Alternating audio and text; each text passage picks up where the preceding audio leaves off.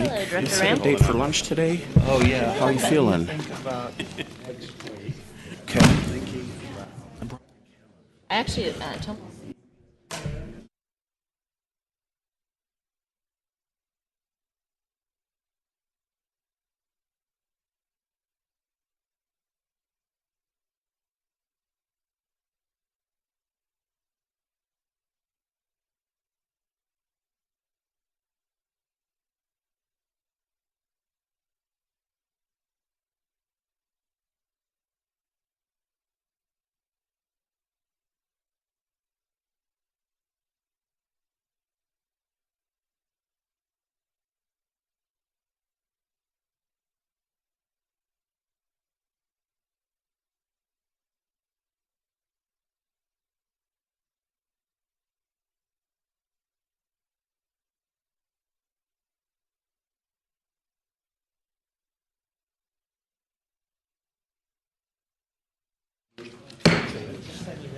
Let me at the end of this meeting, let's set a date. Let's set a date for sure. Good afternoon, and welcome to the San Francisco Planning Commission regular meeting for Thursday, November 13th, 2014. I'd like to remind members of the audience that the Commission does not tolerate any disruption or outbursts of any kind. Please silence any mobile devices that may sound off during these proceedings. And when speaking before the Commission, if you care to, do state your name for the record. I'd like to take roll at this time. Commission President Wu. Here. Commission Vice President Fong. Commissioner Antonini. Present. Commissioner Hillis. Here. Commissioner Moore. Here. And Commissioner Richards. Here. We do expect Commissioner Johnson. Commissioners, first on your agenda is consideration of items proposed for continuance. At the time of release of the agenda, there were none. We do have a request from Commissioner Richards to continue item 16 for case number 2013.1590D at 461 27th Street, a request for discretionary review to a date to be determined. And item 15 for case number 2014.0553D and D at 3768 through 3770 Fillmore Street, requests for discretionary review have been withdrawn.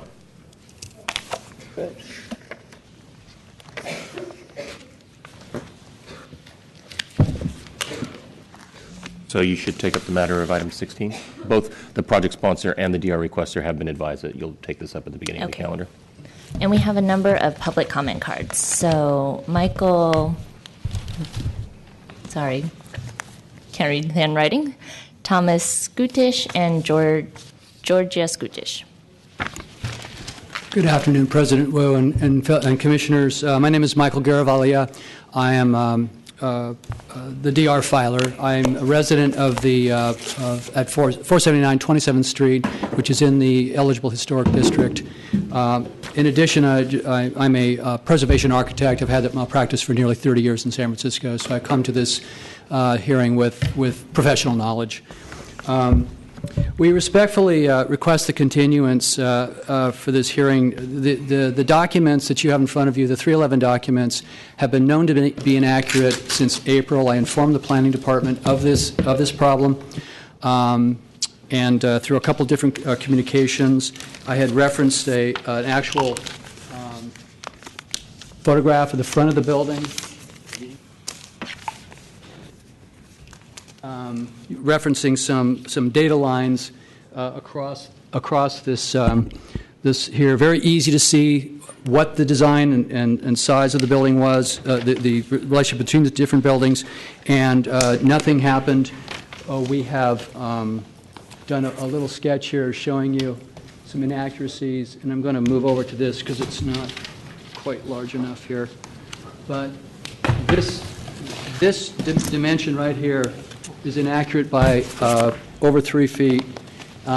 It's very easy to see, and it favors the development project. And I just don't think that we as community members can trust these documents to be accurate, especially as they favor the development project.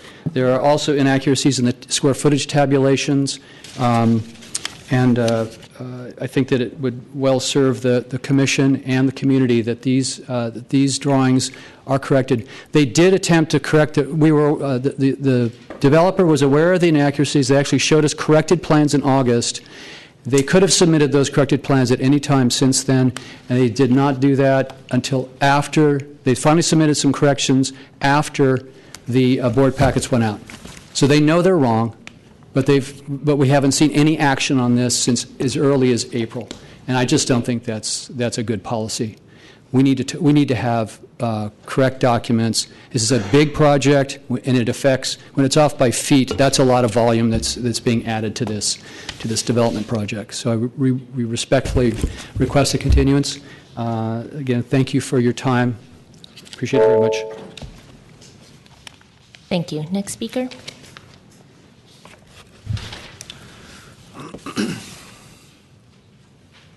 Good afternoon. My name is Tom Schudish, and I am an immediate neighbor, kitty corner behind on Duncan Street. I support the request for continuance for the reasons stated in the request. I would also like to point out another shortcoming of the project sponsor's plan set in your package. The sponsor's own house is immediately adjacent to the project site and forms a key part of the context for the new construction. The front and rear elevations in your packet fail to show the current state of the sponsor's house. Over the past many months, the plan sponsor has renovated his house, and it now appears very different from what appears in the plan set before you. As you can see from this photo,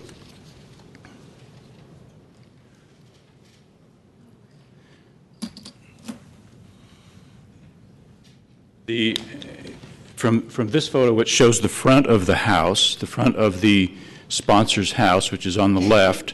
The one immediately to the right is the project site. That, and then the rear of the house.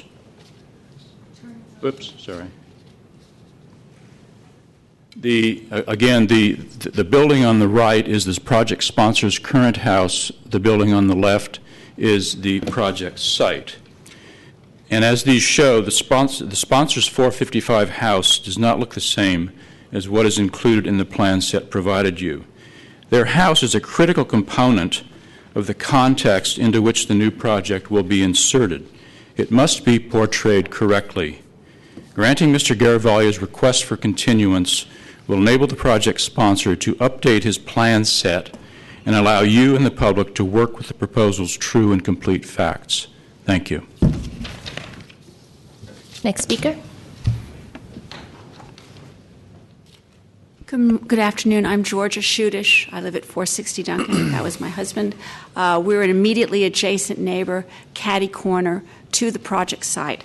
I support the request for continuance because of all the reasons laid out in the letter. The plan set was not complete. It was inaccurate. They tried to insert the two sheets that were correct at the last minute, and it didn't get there in a timely fashion. But beyond that, the thing that struck me, and in talking to the neighbors about this whole problem, is that, for example, on these two sheets that they try to insert, that they need to correct the problem, there's a scale. On the 311 that everyone got, the public got, there's no scale on those plans. Those are the current plans before you. It's very, very hard, especially for the layman, the people who are supposed to get this within 150 feet, to understand what's going on with the project. I mean, and if you don't grant the continuance, then you see those two plan sheets later this afternoon, if you have it, you'll be having one set that has a scale and one set that has one or two sheets that are maybe correct. They say they're correct.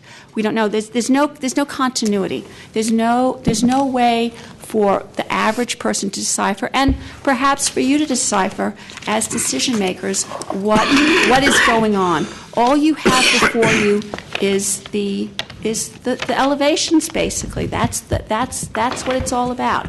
That's what you rely on, and that's what we rely on as the public. And I hope that you'll grant the continuance. I think it's a valid request. I think we could come back at another time with a complete plan set, and I hope that you get the plan set as well as the public under the 311 get the correct plan set. There's a lot of people within a 150-foot radius that are waiting to understand what's going on. And if there are any other issues relating to meetings or when people met with whom and how this all evolved, I'll be glad to talk to you about that. But my main issue is the support of the continuance for all the reasons that have been laid out and are very specifically laid out in Mr. Garavaglia's letter to you. Thank you. Thank you. Is there additional public comment? Good afternoon, President Wu, Commissioners. David Silverman on behalf of the project sponsor. We disagree with the commenters who just spoke. The plans are complete and correct as they are. They're talking about the front of the building, and they're arguing about a couple of inches. Actually, there's nothing happening at the front of the building. It's being raised by 1.5 feet for a garage, but other than that, it's being preserved in its current form at the direction of the planning department. So I'm not really sure what their complaint is. There's no construction there. And as I say, the numbers that they're using, that they're complaining about, are within a few inches of what is shown on the plans. Plans were certified as correct and complete by the staff on many occasions. The architect is here to go over any details that you wish, but there's nothing going on at the front of the building. So this is a tempest in a teapot. Thank you. Thank you. Is there additional public comment?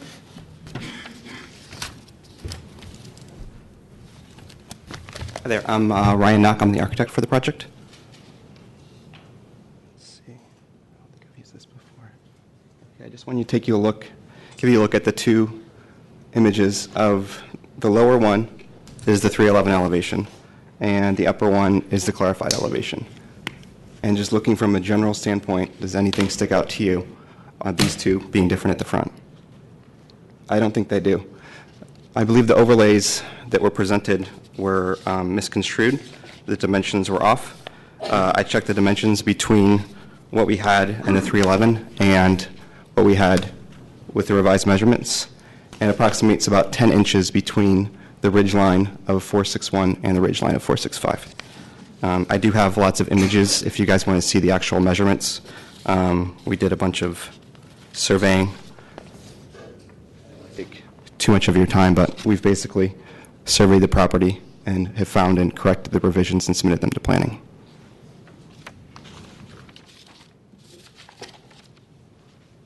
Is there additional public comment? Okay, seeing none, public comment is closed. Commissioner Moore. I would support Commissioner Richards' request for continuance. I would agree also with public comments that there are a number of ambiguities in the drawing set, and I would say that there is a general lack of standard of care of how these drawings have been executed. In addition to, on the opening sheet, scales missing and dimension strings being quite unclear, I would say that the scale in which the drawings are done, including the way in which they're printed, leaves the entire set muddy and confusing. I look at drawings frequently. I'm trained to look at drawings and understand them. I even had a hard time until I got a call from Commissioner Richards who says, I don't get it. Can you meet with me to explain these drawings? And no, I cannot meet with him to explain the drawings. The drawings are supposed to be explanatory and follow those standard rules by which a commission is asking for a clearly executed set of drawings, which these are not.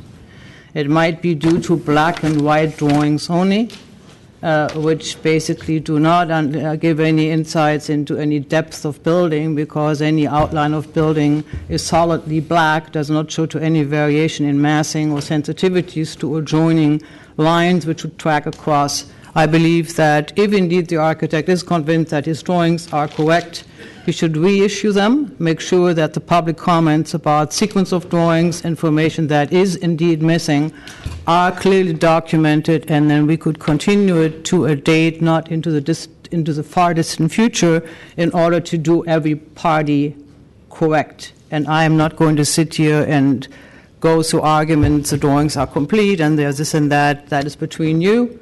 And the architect indeed is obligated to submit something which is legible and understandable to a planning commission. Commissioner Antonini. Yeah, I have a question for Mr. Garavaglia. Question about your comments early on. I think you were saying that the representation of 465 was inaccurate, and it actually is higher than it's represented as being in the drawings we've seen.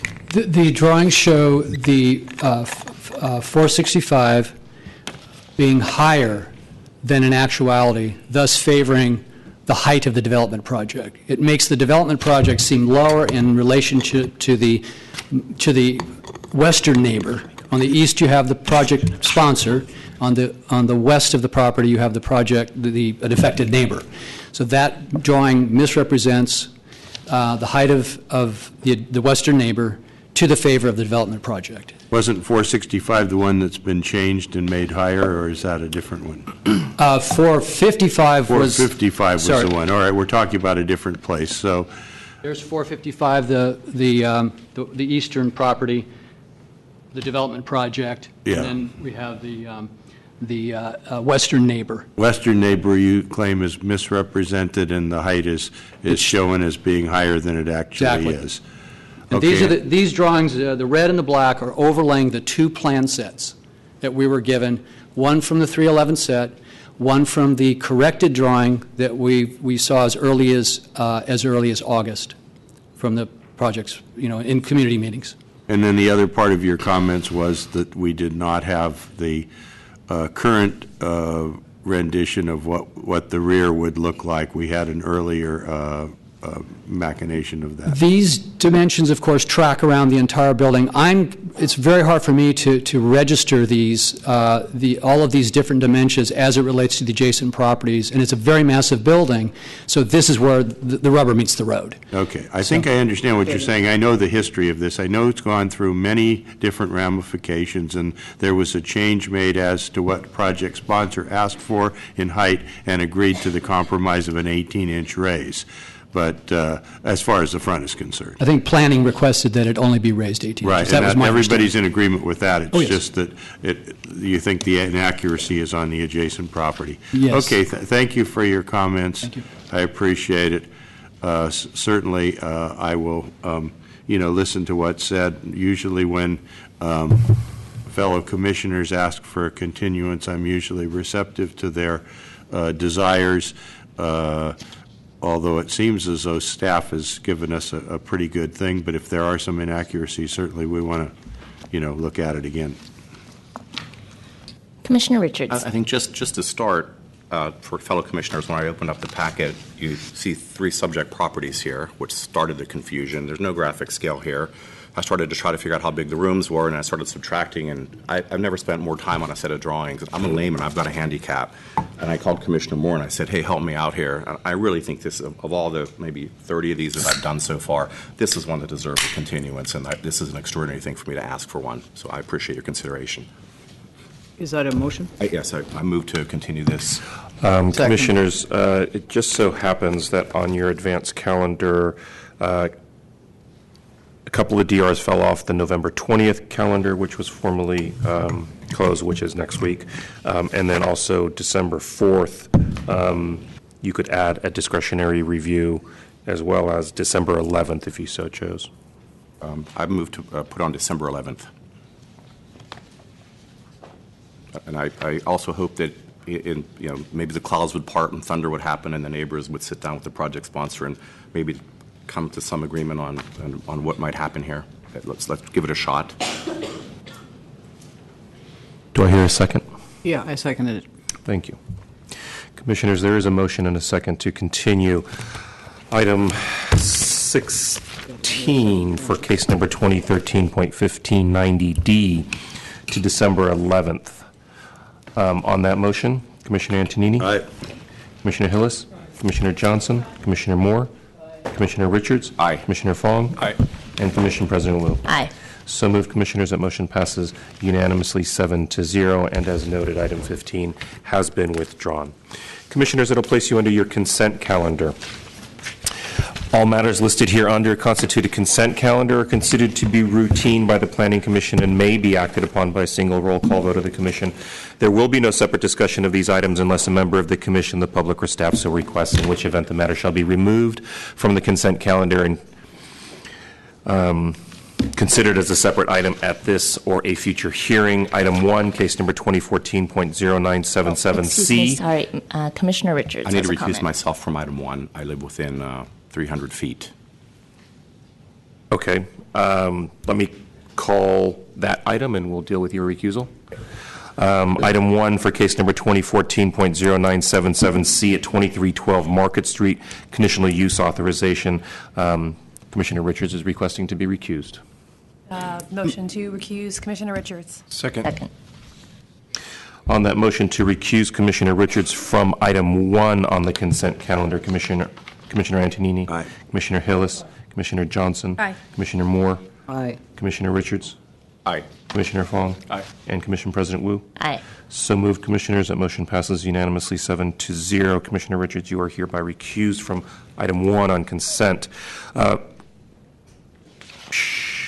Should we take up that matter now separately? Yes. Okay. Please. Okay, so is there public comment on item number 1? Seeing none, public comment is closed. Commissioner Antonini. Move to approve item 1. Second. On that motion to approve item 1 under consent, Commissioner Antonini. Aye. Commissioner Hillis. Commissioner Johnson. Aye. Commissioner Moore. Aye. Commissioner Fong. Aye. And Commission President Wu. Aye. So moved, Commissioners. That motion passes unanimously 6-0. And we can continue with your consent calendar. Item 2 for case number 2014.1038Q at 3322 16th Street, condominium conversion subdivision. Item 3 for case number 2014.0165C at 1661 Pine Street, request for conditional use authorization. I have no speaker cards. Is there any public comment for items 2 and 3? Okay, seeing none, public comment is closed. Second. On that motion to approve items 2 and 3 under consent, Commissioner Antonini. Aye. Commissioner Hillis. Commissioner Johnson. Aye. Commissioner Moore. Aye. Commissioner Richards. Aye. Commissioner Fong. Aye. And Commission President Wu. Aye. So moved, Commissioners. That motion passes unanimously 7-0 and places you under Commission Matters. Item 4, consideration of adoption draft minutes for October 23rd, 2014. Is there any public comment on draft minutes? Public comment is closed. Move to approve draft minutes. Second. On that motion to adopt the minutes for October 23rd, 2014, Commissioner Antonini. Aye. Commissioner Hillis. Commissioner Johnson. Aye. Commissioner Moore. Aye. Commissioner Richards. Aye. Commissioner Fong. Aye. And Commission President Wu. Aye. So moved, Commissioners. That motion passes unanimously 7-0. And places you on item 5, Commission comments and questions. Commissioner Moore. I would like to ask zoning administrator Sanchez about a status update on the Academy of Art. Thank you. So we did send a memo to the Commission in early October informing the Commission of the status at that time. Since that time, we continue to make progress with the Academy. We can provide an additional written memo to the Commission as well, or an update hearing to the Commission if you would like, or if there are other specific questions. But we did recently have an enforcement action related to 2295 Taylor Street, which is one of the properties that the Academy cannot legalize in its current use size. And the Board of Appeals had a hearing scheduled for that a couple of weeks ago. The Academy withdrew their appeal. And as with this case, as with other cases, they have stated that they do not have or contest in any way the fact that they are in violation. So they are admitting, moving forward, that they do need to legalize these properties. So we do again see that as progress. So that's kind of in a nutshell. But if you, the EIR, again, we continue to make progress on that. We estimate publishing of the draft EIR, if probably in December at this point, at the I think outside possibly January. But again, they do have a new legal counsel that they retained several months ago, and we have been working and making very good progress with them. The question I'd like to ask is, and that's in response to not only the Commission but also the public having repeatedly stated serious concerns about the Academy, as late or as early as in April, yes, I think it was April, you issued a stern drop-dead warning that as of any day after, at the then agreed-upon date of the EIR completion, you would be levying fines. Now we're hearing, and I'm not critical, I'm just standing outside the process, just assuming that you are administering it, that we are perhaps December, perhaps January. Within that vagueness, I think there is somewhat a question about your judgment in April, where you indeed said, as of, I think it was November 3rd or something early in the month, this will happen. Where does that leave you relative to making your word and your opinion stern and enforceable? I think that the sternness of that message back in April, which did result in, I think, substantial change in attitude on the part of the Academy of Art, and subsequent to that, we have made substantial progress on the EIR.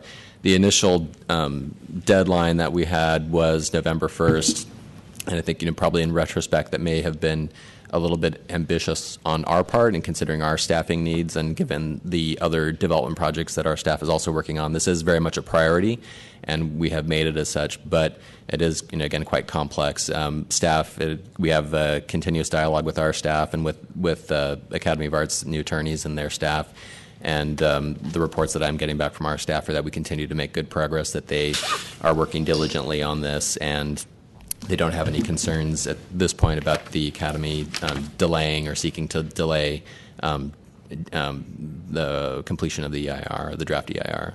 To round off my question, it's the last one. This is not a conversation, but a question to you. As the Academy continues to acquire large properties, the last one I heard of is Aaron's Bakery on Van Ness between Jackson and Washington. I think that's where the property is located. Huge additional holdings are being brought into the portfolio. How can the EIR address a constantly changing set of base conditions?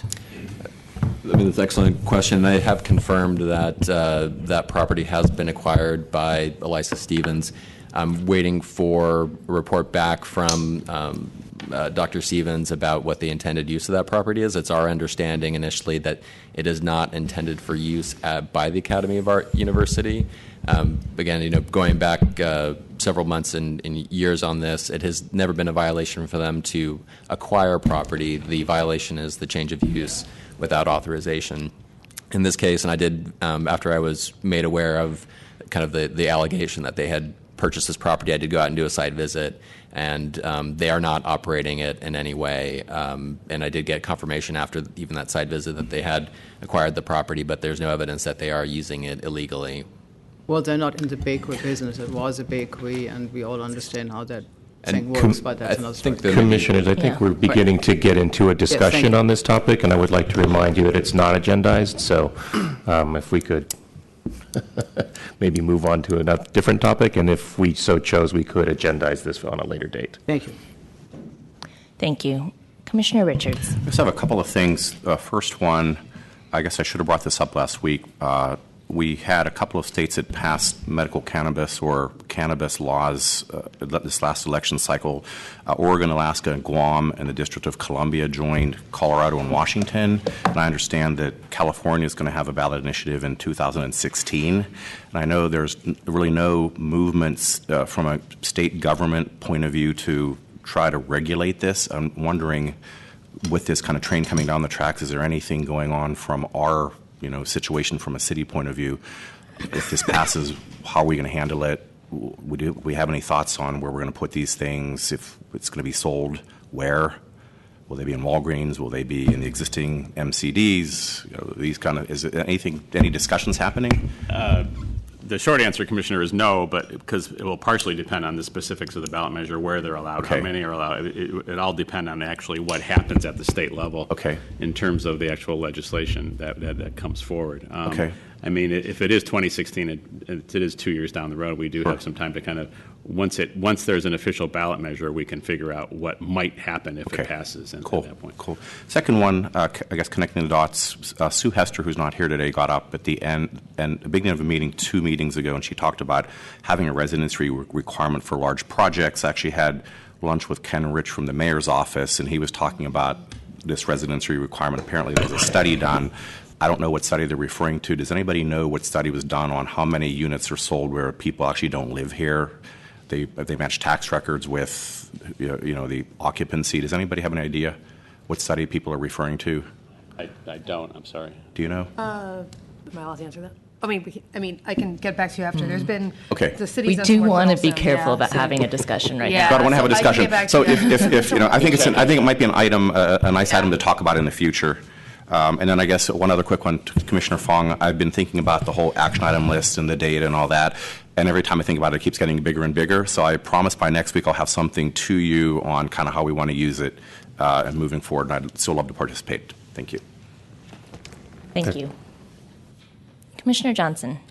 Thank you. Just a couple of quick things. So I know, President Wu, that we do have some tasks on the board to get a subcommittee together or otherwise get a meeting together to talk about all of the requests that various commissioners have made. But I do want to reiterate one that will take a little bit more forethought. I really want to see a joint meeting with SFMTA happen in the first quarter of next year. And I know that both commissions or boards are very busy.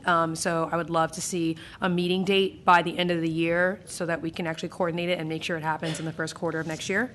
And the second thing is, I thought about this. I saw Commissioner Richards' request for the continuance of the 27th Street item and reviewed that before I got here and was looking at the drawings. And I don't think I've mentioned it before because I hate creating work for people. But it's now been a few times, even in my few short months here, that we've had DR items or that have been continued because the drawings were done improperly or were not clear. So I would like to see, I'm looking at zoning administrator, but I don't know if it's a zoning administrator, either a memo or some sort of verbal update on what guidance we give people for the creation of documents for residential construction or rehab. If we're seeing the tip of the iceberg, because we only see what comes as a DR here, I got to believe that there's more issues under the surface with people sort of providing anything from a sketch on a napkin all the way up to full-blown renderings and everything in between. And I would love to know what guidance we give people on what sort of documents and drawings to give the department. So just a quick response to that. So the first step, since these are building permit applications, they must meet the minimum standards required by the Department of Building Inspection for submittal with the building permit application. The second step is under Section 311, there are additional requirements, additional details that must be on the plans in addition to what the building code requires. This is something that's implemented by our current planning division, and I can follow up with them and ensure that all those standards of Section 311 are being applied here appropriately. And we can also have some additional discussions with the Department of Building Inspection if needed. Excellent. I'll just add that I know that we talked about potentially having a follow-up meeting with the Building Inspection Commission, and potentially that could be another agenda item. I echo what you said. I know that there are some requirements, but obviously they're either really broad or people aren't following them because we've seen a number of cases where the drawings or the documentation provided is very unclear. Thank you. In addition, there are guidelines in our rules and regulations They were too. never Is that correct? And I know that we worked on them quite extensively. They Commissioner were Ward. never updated to address the contradiction within the department's verbiage regarding 5 sets of submittals. It would be very easy to address if somebody would indeed pick them up. This was submitted prior to the new commissioners being on. It is, I'll be happy to take the commission through this again. We can also meet with DVI to discuss it. It's very simple and would help a great deal to create less ambiguity in what is expected. Okay, great. That'd be great. Okay, thank you. Commissioner Antonini. Yeah, a few things. I had a meeting recently with one of the project sponsors for 1140 Folsom, which is a PUD that's going to be coming before us next week.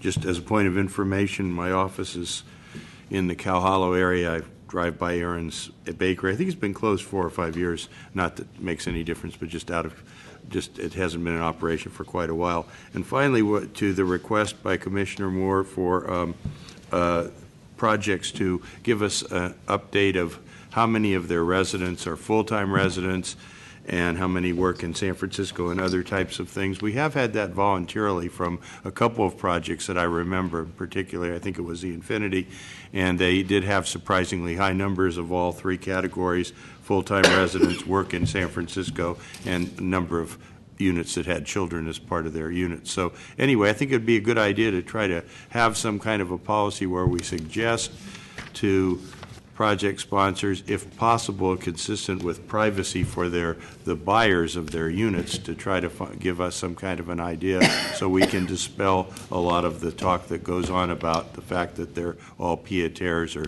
other things. So it would be good to have those figures if there's a way we can do it without infringing on privacy of the occupants. Commissioners, if there's nothing further, we can move on to item 6, which has been part of the topic of the previous discussion, is the commission action prioritization.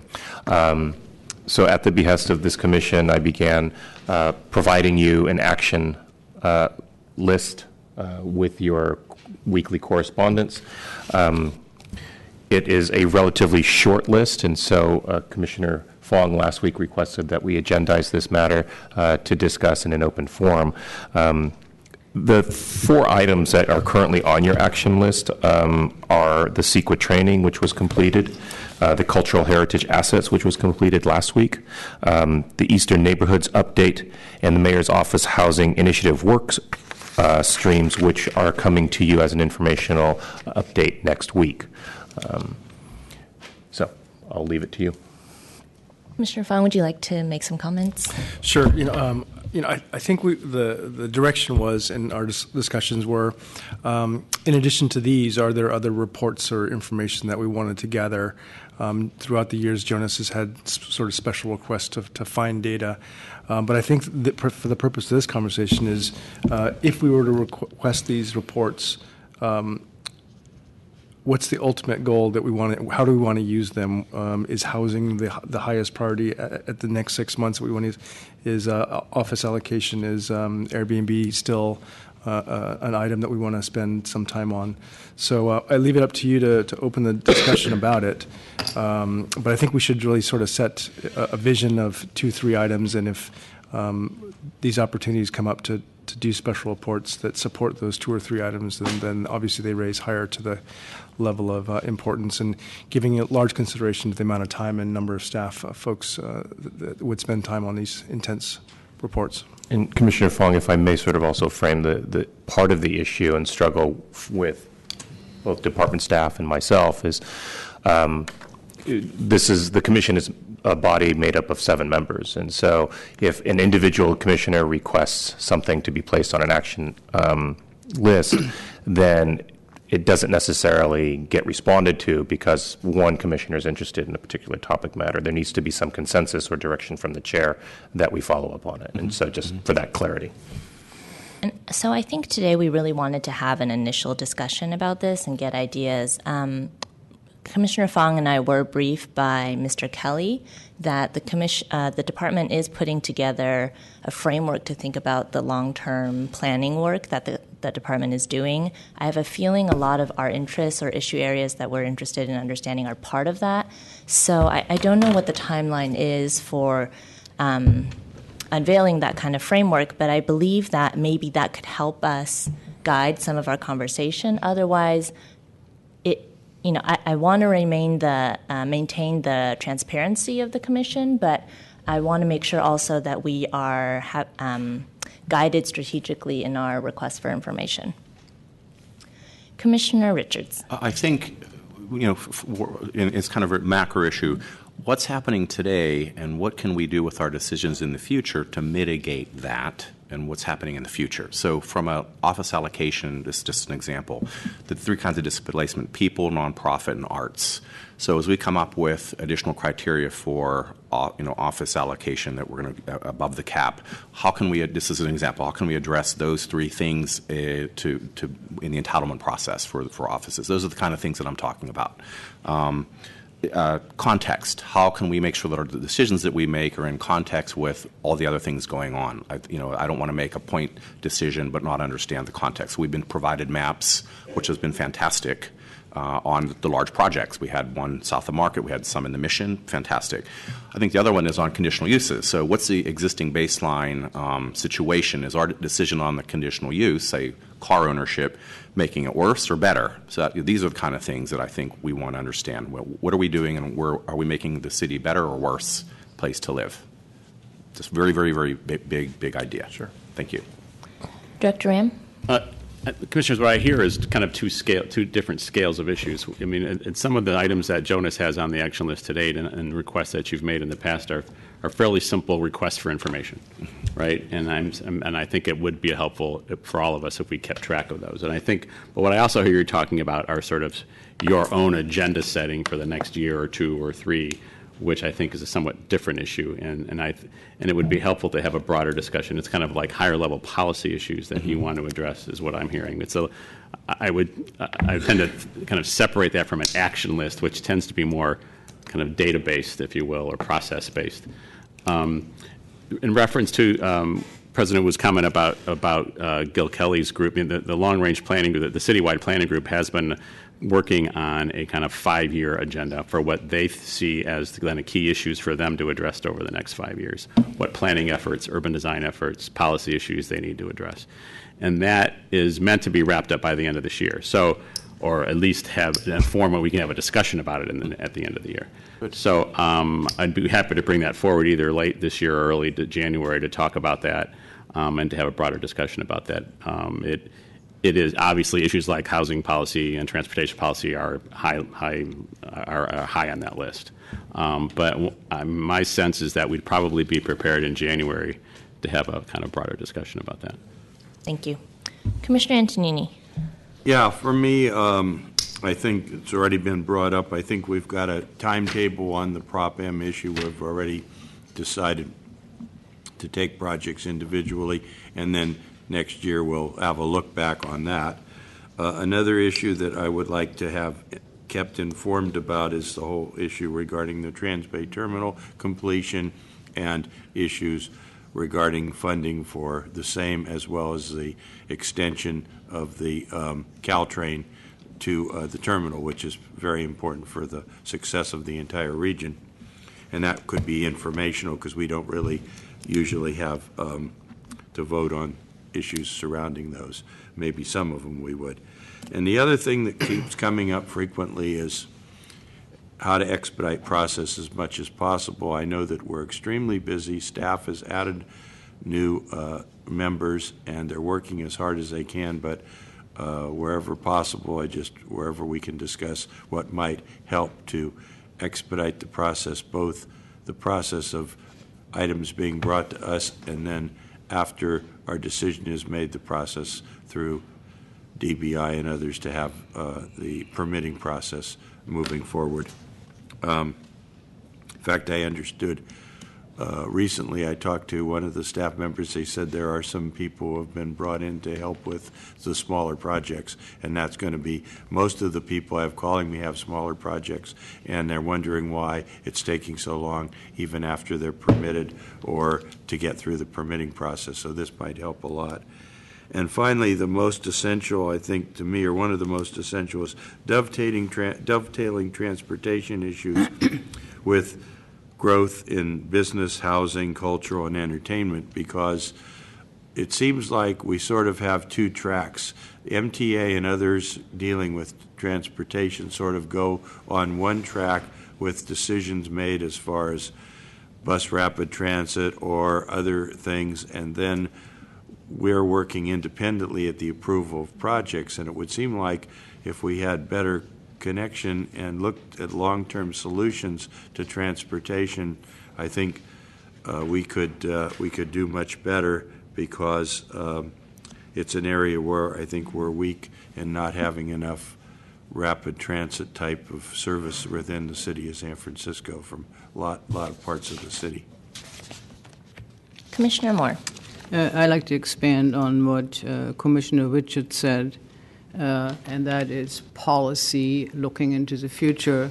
For me, one part of policy is to potentially expand of how we look comprehensively of issues which affect each other, which, from my perspective, would benefit from the Historic Preservation Commission standing not as isolated but more interactive with the Planning Commission. The Historic Preservation Commission is 60%, 70% professionals whose experience and insight could greatly help frame issues for us. We could learn from each other. We don't have to step into each other's jurisdictions. But I think knowing more adds to a better informed decision-making process. I would hold the same for DBI. Our brief meeting we had a few weeks ago was very inspiring to me. I see a number of highly skilled professionals, and it's, again, not to break into each other's territories, but get out of a silo thinking, which historically, at least as it is described by people who have been around it longer than I have, has been a hallmark of how the city works. I do greatly respect the energy, the commitment commissioners are making to serve on these commissions. The list could be expanded. The Health Commission is definitely very important for us to consult on a number of issues, including what was mentioned earlier with the MCD potential change in laws that holds for MTA, and on and on and on. So I would encourage us to want to embrace that as we move forward. Commissioner Fong. Let me kind of wrap this up, and I think this is just step one of maybe a multi-step, or maybe even a subcommittee. But I do feel that the planning department and the commission, and this is my interest for being here, takes a really lead role with a lot of different disciplines and departments throughout the city. And so maybe what I'm hearing is some small policy, immediate things, but also some long-range. What's San Francisco going to look like in 2040, 30 years from now? And while some of us may not even be in San Francisco or on this planet, then I think it's important that we take the responsibility of whatever decisions were made 35 years ago that we may feel that were mistakes now, that we at least give the chance of looking forward and seeing. And I know that's very broad and very visionary, but I think we have an opportunity to at least discuss that. And in the area of transportation, I love the idea of having an update from MTA, education and large campus growth, even though we do get that from individual institutions. We don't really look at them collectively. Jobs and where are jobs going to be in 2040, housing, of course, small business, health, and even things that maybe don't seem as directly affected, but homelessness. I'm kind of curious, what the real status of that is and where we are and if we're gaining on it. And should we have a shelter project that comes before us, we have a better understanding. So maybe I'll throw that out to all of us, if that's okay, through the president, to just jot down some items, some topics, big or small. We can meet as a separate subcommittee, or let Jonas sort of weigh through them. And if there's duplicates, and obviously there's common interest among the 7 of us and staff, to raise those to a higher level of priority. But I hope this is just the first conversation, and maybe that long now kind of thinking is important. Thank you very much, Commissioners. That was actually very helpful, I think. Commissioners, moving on. Placing you under Department Matters. Item 7, Director's Announcements. No new announcements this week, Commissioners. I'll pass the baton to Scott. So item 8, Review of Oh, yeah, I was just going to go on to the board report. I don't think that there's a board of supervisors or... Let me call the item then just real quick. Item 8, review of past events at the Board of Supervisors, Board of Appeals, and the Historic Preservation Commission. There is no report from the Board of Supervisors or the Historic Preservation Commission. The Board of Appeals did meet last night. I think no items of particular interest to the commission to report on, but I would note that Vice President Arcilia Hurtado has resigned from the Board of Appeals. She has kind of very busy schedule. She's the Assistant General Counsel for the State Agricultural Labor Relations Board. It's a relatively new position for her, so that's been taking up quite some time. I know it's with great regret that she has resigned from the Board of Appeals. She's been on the board for about 2.5 years, has been, I think, an excellent commissioner. It gives thoughtful, insightful comments on these cases. This will leave a vacancy of one of the board appointees on the Board of Appeals. They'll be down to 4 members. So in order to overturn, it'll be 3 of the 4 sitting members to overturn on any decisions. Commissioners, if there are no questions, we can move on to general public comment. At this time, members of the public may address the Commission on items of interest to the Commission, except agenda items. With respect to agenda items, your opportunity to address the Commission will be afforded when the item is reached in the meeting. Each member of the public may address the Commission for up to 3 minutes. I have no speaker cards.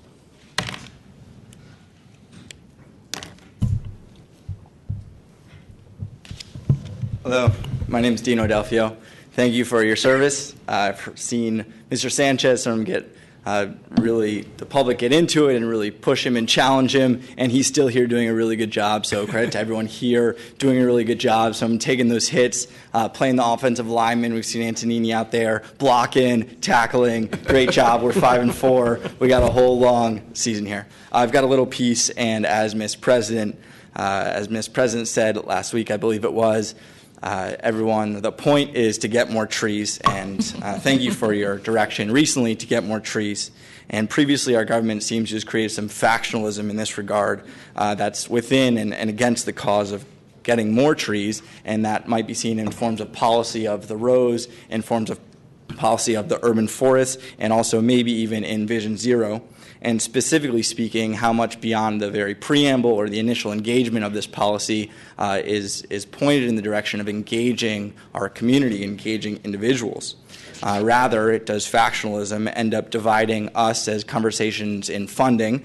Does it divide the tree huggers and the aficionados? Does it divide the urban space theorists, even the biologists? Is it a tree? Is it a shrub? Is it a bush? Is it shrubbery? Are we looking in 2 dimensions rather than 3? Have we seen the Knights of Ni, who are asking for the shrubbery? And then are we looking at the tree instead of the forest? Ultimately, we work really hard to get to a point B, and we can imagine this as a very fixed point, maybe in 2040 having a 25% tree canopy and the funding, the resources, and the labor to get it done. What if on our pathway to point B, we could learn as engaged community members, as urban planners, and even as school children? Could we do a better job, and do we have an opportunity to engage individuals, engage the community, raise more investment dollars while creating vested interest in creating a very green and wonderful society? I have an opportunity for local businesses and volunteers and even schoolyard curriculums to become involved. And we've actually done this in a way on Market Street. We have a wonderful example where we divided one street, took this one street, broke it down, had businesses that were involved in making investments, had community members that were engaged and wanted to partake in the process. And I was at a meeting, over 200 volunteers were there listening while we were turning single occupancy vehicular traffic into interactive public open space. What if point B is a more collaborative municipal government? Because, as Ms. President says, the point is to get more trees. Merci. Thank you. Next speaker, please. Good afternoon, Commissioner Wu and commissioners. I applaud the idea that the documents need to be more exacting and legible. A lot of times, back and forth, things get sloppy, dimensions disappear, scales of combined things get hidden, and sometimes in the lead documents, words like less than significant get substituted for things that are like a third, for instance. If for an example would be the North Beach Library, we now have the actual physical completed building. To see that less than significant intrusion into the view corridor of Mason Street is a third of the view corridor. 19.5 feet. So it's very important that the documents are thorough. Also, in that case, there was no view from the northwest corner of Columbus and Mason to show how the view would be obliterated of the bay and Angel Island from that project. So I urge that we hold all of us to the highest standard possible of dimensions and views and accuracy. Also, I would like to thank Commissioner Antonini. He recommended in September that we watch the Ken Burns special on the Roosevelts, but I was very disappointed that Burns did not go into the extent that Roosevelt bolstered and established J. Edgar Hoover and the FBI, and that he was an institution. The funding for the FBI and the surreptitious spying that was developed under that administration was deepened against labor. There was a war of $1 billion of strike breaking in the 30s that the government was also involved with. Thank you. Thank you. Is there additional general public comment? Okay, public comment is closed. Commissioners, it'll place you into your regular calendar.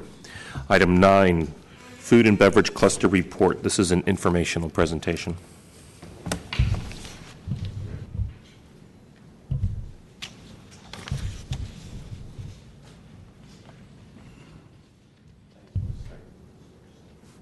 Okay. Good afternoon, President Wu and Commissioners. My name is Diana Sokolov, and I'm a senior planner with the Planning Department. Thank you so much for the opportunity to speak with you today on the Makers and Movers Economic Cluster Study. The recommendations and actionable strategies in the report are the result of a year-long study of the needs of and challenges faced by food and beverage businesses in San Francisco, particularly food and beverage manufacturing and distribution businesses.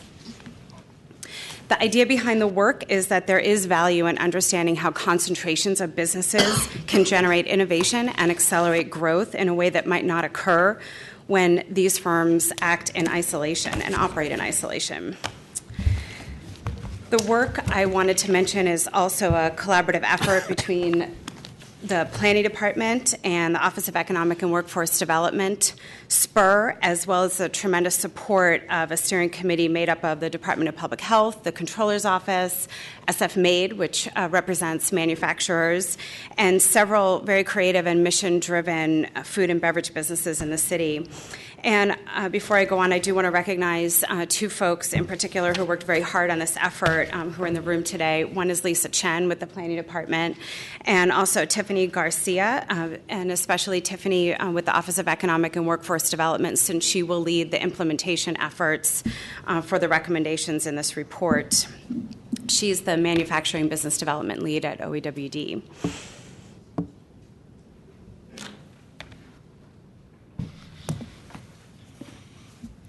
So these are just some of the benefits to the San Francisco economy because of the work that you've done on production, distribution, and repair legislation. I'm sure you understand all of these.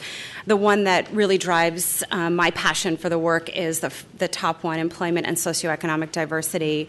A lot of these jobs are available to folks who don't necessarily have a college degree or traditional vocational training. And so these jobs are really available to those folks. And so that was one of the main drivers of taking on this work on the part of the Planning Department. These, again, are some of the folks that are on our steering committee: SF MAID, Bi-Rite, La Cocina, Veritable Vegetable, and the Wholesale Produce Market. So this is just a look at the entire food and beverage industry cluster. And we're looking at everything from suppliers to consumers. And our study focused mainly on the middle circle, which are our production, manufacturing, and distribution businesses, and the connections that those businesses have to suppliers and consumers. This looks at some of the regional trends of food manufacturing growth for the past about 20 years. The purple line is San Francisco, and there's definitely we saw some decline in this industry in San Francisco since 1990, but starting in about 2006, those industries started to pick up again. Manufacturing started to pick up again, and this data is through 2012, and anecdotally, we know that the businesses have continued to increase and grow and expand in San Francisco.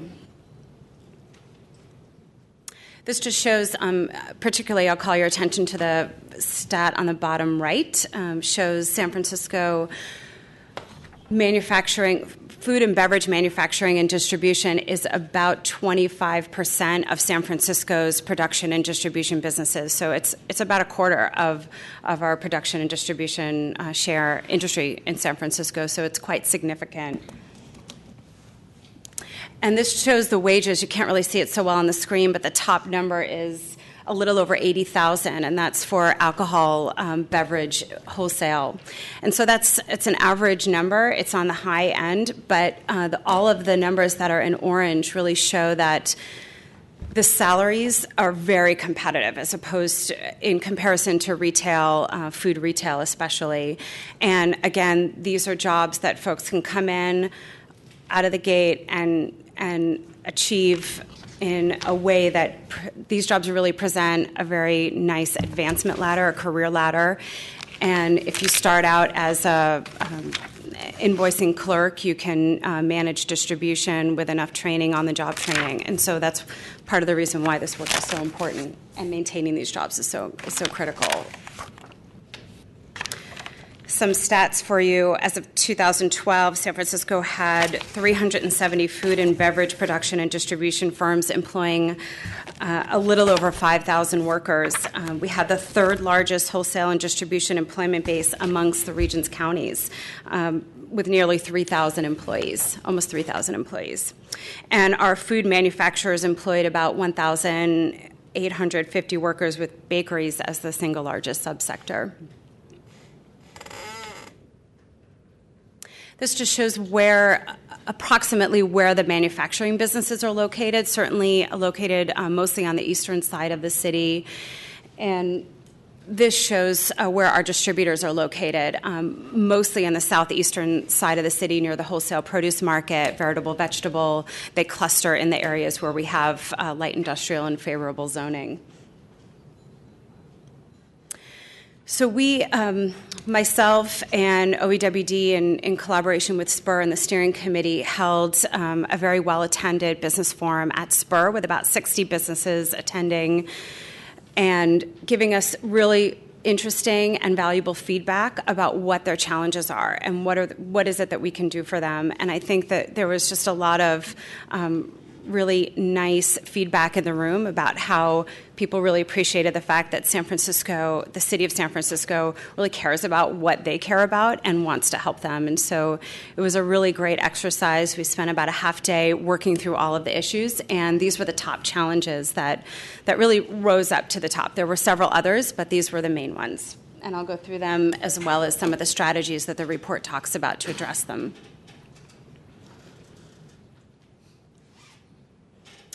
The first is affordable and suitable space. It's probably not news to you that these folks have a hard time making rent. It's slim margin businesses, and the amount of space that we have available to them is decreasing all the time. And so they have a tough time. They have a tough time making their rent. They have a tough time finding affordable and suitable space. And so part of our strategies are to work with mission-driven nonprofits and different kinds of development models, such as Places Made by SF Made, just announced recently at the State of Manufacturing, to look at what different kinds of development models that can create new space for these businesses. And we're also working with OEWD to ensure that there's enforcement of the space for PDR uses, as opposed to letting office space or other kinds of space encroach on land that's actually zoned for light industrial. The next is technical assistance, so just really helping these folks understand city processes, especially those where English is not their first language, and so making the city process more understandable and easier for them to get in the market and open and grow their spaces. And so here we're looking at creating a new position within OEWD or possibly reallocating or reassigning existing staff to support these businesses, a fully dedicated position to help these businesses start, stay, and grow in San Francisco. We're looking at developing and promoting new and existing training opportunities, and also looking to form a manufacturing and distribution merchants association and alliance, because although SF Made does a fantastic job representing the manufacturers in San Francisco, because this is an industry cluster and these businesses thrive when they talk to each other, we're looking at doing something that helps them come together and share, look at sharing space, sharing training opportunities, sharing workforce. Speaking of workforce, this our third 3 out of the 4 recommendations that we have is workforce development and employee retention. It is hard for these folks to keep these jobs here for many reasons. Some of it is related to affordable housing, some of it's related to commuting issues, but we want to make sure that we're employing folks who actually live in San Francisco. So we're looking at possibly establishing new local workforce tax credits, or at least helping folks understand how they can access existing tax credits, and also working with the workforce part of OEWD to really advertise and enhance training and job placement programs. The fourth is access and mobility. I think it really hit home for me when I toured the wholesale produce market around 9 a.m. and I was just starting my day and folks were kind of wrapping up their day. I mean, these folks travel at all hours of the night to get to their jobs, and our transportation system is largely built for the masses and to get people downtown. And so sometimes these folks don't have an opportunity or a way to get to work very easily, and their commutes are a lot longer than the average commuter in San Francisco. So we are working with very closely with SFMTA. They've been really supportive of the work to look at how we can help these businesses. And also we're working with the Entertainment Commission, which is looking at improving late night and early morning transit access. So that's really all I wanted to say to you today. I guess the only other thing is just to extend my gratitude towards the steering committee members who participated in this over the past year and really collaborated with us in the development of the report, all of the small businesses who attended our forum, who answered survey questions, and just wanted to let you know that the Planning Department and the Office of Economic and Workforce Development are really committed to continue to working with these folks to implement the recommendations in the report. I'm happy to answer any questions you might have. Thank you. Thank you for the presentation. We'll take public comment first, and then commissioners may ask questions. Very good. So is there any public comment on this item? Okay, seeing none, public comment is closed. Commissioner Antonini. Well, a few things I think might be instructive. I know of personally a number of individuals who own food manufacturing or distribution companies, most notably By Right Food Services, the Barrelich family, who were born in San Francisco, were there for a couple generations, have moved about 10 to 15 years ago to Brisbane.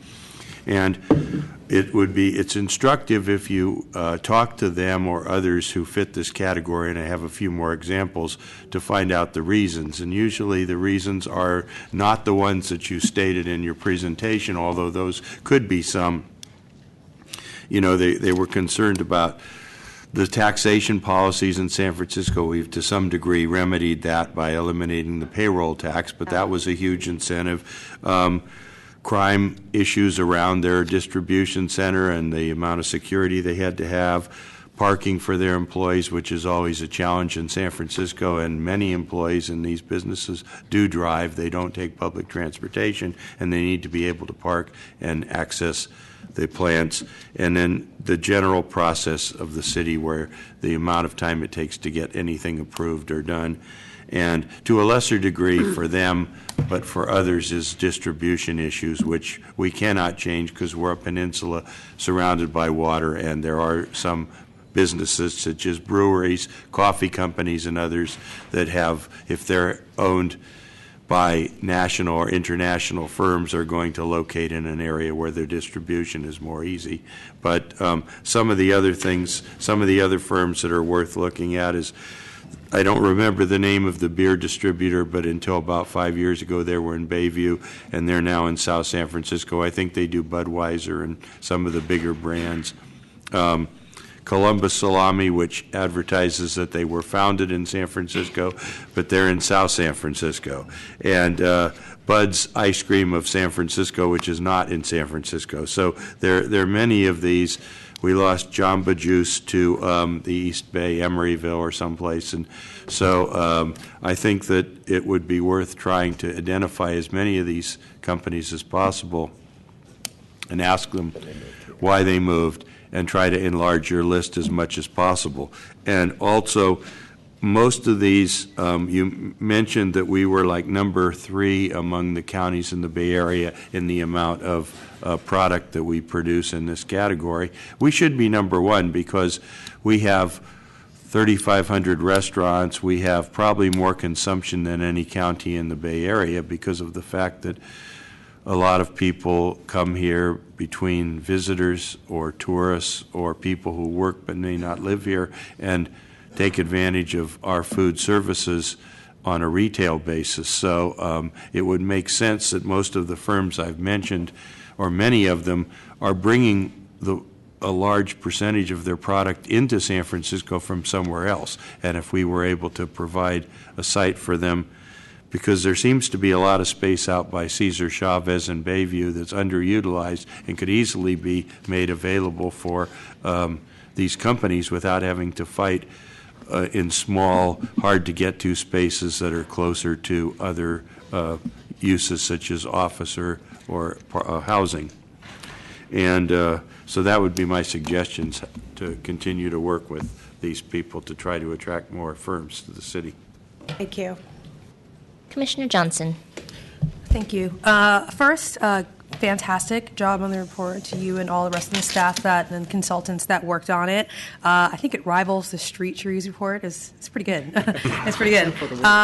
But just a few things. So I want to start off by really lauding one of the ideas that was put in there for how to promote PDR space, particularly for food and beverage, and it was the idea of CDCs as a method of funding and creating the space. Typically, they're thought of as CDCs for affordable housing, but you could use a CDC for anything, and I think there's definitely an opportunity here. There's a number of tax credits that were mentioned in the financing strategies at the local, state, and national level, along with other types of funding sources that could easily be grouped together by a CDC in sort of a financing strategy that they use to find space specifically for the food and beverage cluster. So I don't know how much you can be done of this, but I would love for that idea at least to be broadcast more widely. Because the government can't necessarily sponsor a CDC, but if people know that that is something you can do, and affordable housing is not the only method or type of CDC that is possible, you might find some enterprising individuals who would be willing to start one and experiment with that. The next thing is on transit and commuting issues. I've actually, from my work in redevelopment, I've done quite a bit of work with the produce market and also with the kitchens that are out currently on the shipyard and sort of operating in Bayview, like La Cocina and others that started out in Bayview and now have other locations. And I definitely understand the late night and early morning issues that those workers have. I've done tours of the produce market at 8 o'clock in the morning, and they're done. Like, they get there at whatever, 2 or 3 in the morning, or no, midnight or so, and they work all night, and they're done by like 6, 7. They're going to eat breakfast. So I definitely get the issue. The only thing I would say about that is this goes back to what we were talking about with sort of coordinating land use with transportation. It's all well and good to say that we need late night muni, that we need an extension of the T line to more hours, that we need more extension lines that go beyond the 3rd Street corridor and out especially into the southeast. But if the only riders, again, are those employees for PDR, and you don't have that ridership before we start building up the shipyard and other areas, it's going to be really hard to find the money to do this, right? So it's a nice goal, but it's like, where do you get the revenue to run OWL services for all these buses and to run extra lines of tea all night? So I might say that just like how there was the idea of a CDC as a way to fund food and PDR space or food and beverage, we might call upon some enterprising individuals to start jitney services or potentially do partnerships with new or existing ride-sharing companies. And again, that's an SFMTA discussion, which is why I mention it here as maybe something to continue it. But I don't think that the only solution is what can we do to expand the Muni lines, because you don't have the ridership to pull the money from other infrastructure or improvements that are needed to the Muni system to do that, frankly, for the Southeast, I don't think. So it's just maybe, again, coming up with those new ideas that would be get people's minds going. And then the other thing, final point, is I noticed that there were some statistics for the size of space that these uses need, and anything between 3,000 to 5,000 square feet, thereabouts, maybe a little less, maybe a little bit more. And I would say that one, again, talking about the new ideas and things to broadcast out to people, is that it's not just about having those warehouses way out there on the outskirts of the city. We should talk about how to integrate these uses more into integrated PDR spaces in commercial buildings, particularly as we look at Central Soma and other corridors. I think that would help with a host of issues, including transit. And you think about 5,000 square feet is a lot of space, but when you think about the average size of a mid-sized restaurant, that's not that big. And I think that there might be opportunities there, because one of the reasons we see people moving to South San Francisco or to other places in Alameda and points east are because you can't compete with the real estate costs. You can do all the help you want, but it's just, if it's $30 a square foot to operate, forgetting about that, if you have to do any sort of increases in tenant improvements, that's way more than what you're going to pay anywhere else. So it just becomes a numbers question. And even the produce market that does the tenant improvements struggles with that. So that would just be, in terms of a planning discussion and a larger broadcasting ideas, I think that'd be good. Mm-hmm. Thank you. Thank you. Commissioner Hillis. So a question on the, you noted early in the report that kind of this cluster is growing. And do you know if kind of the PDR zoning is working, is it growing in PDR zoned areas and not growing elsewhere? I mean, I was surprised to see actually that it is growing, given that you show that map that the PDR areas are shrinking and obviously things are becoming more expensive. But any data on that? Not off the top of my head, but there definitely the businesses are growing in the PDR areas, and I think there was some legislation that was passed very recently, PDR legislation, that allowed for some more mixed retail and manufacturing PDR use coupled together, which is a really popular business model right now. Magnolia Brewery is a good example of that, where they're manufacturing beer on site and they're selling beer at the same time, and the area around the American Industrial Center and the Dog Patch has a lot of businesses like that. And so I think that that's where you're seeing the growth, where the businesses are able to actually couple with retail space at the same time. Thanks. Commissioner Moore. I just want to thank you for what I believe is an excellent report. You're creating a library of really interesting documents, which visually are also very convincing, and I think definitely read well, even when you look at it from another perspective than living in San Francisco. The question I would like to ask is, I'd like to comment on the strengths of tying this discussion to PDR, and the threat to PDR is extremely important. We obviously have SF-MAID, we have other instances, but I think this really makes it much easier for all of us to understand the breadths by which PDR is threatened and needs to be protected. The question I would ask is, the city's attempt to be a sustainable and green city, have you looked at urban farming and what role it plays in providing product and shortening distances from supplier to source in the city? And what policy do you have regarding protecting the agriculture of the region, as short distances from growing to consuming are part of that sustainable model. Mm-hmm. So for urban agriculture, actually, legislation was passed to create an actual zoning category for urban farming in San Francisco, and it was one of the first in the nation. And so the city can definitely be very proud that it was a pioneer in looking at urban agriculture zoning in the city. So that's definitely quite fantastic and has helped a lot. Some of the other legislation that's been passed recently, AB 551 by the state and implementing legislation at the city level, has looked at creating tax incentives, more like tax deductions in a way, for temporarily keeping land in urban farming while it sits vacant. And so that's been definitely one really important mechanism in moving the needle forward on urban agriculture.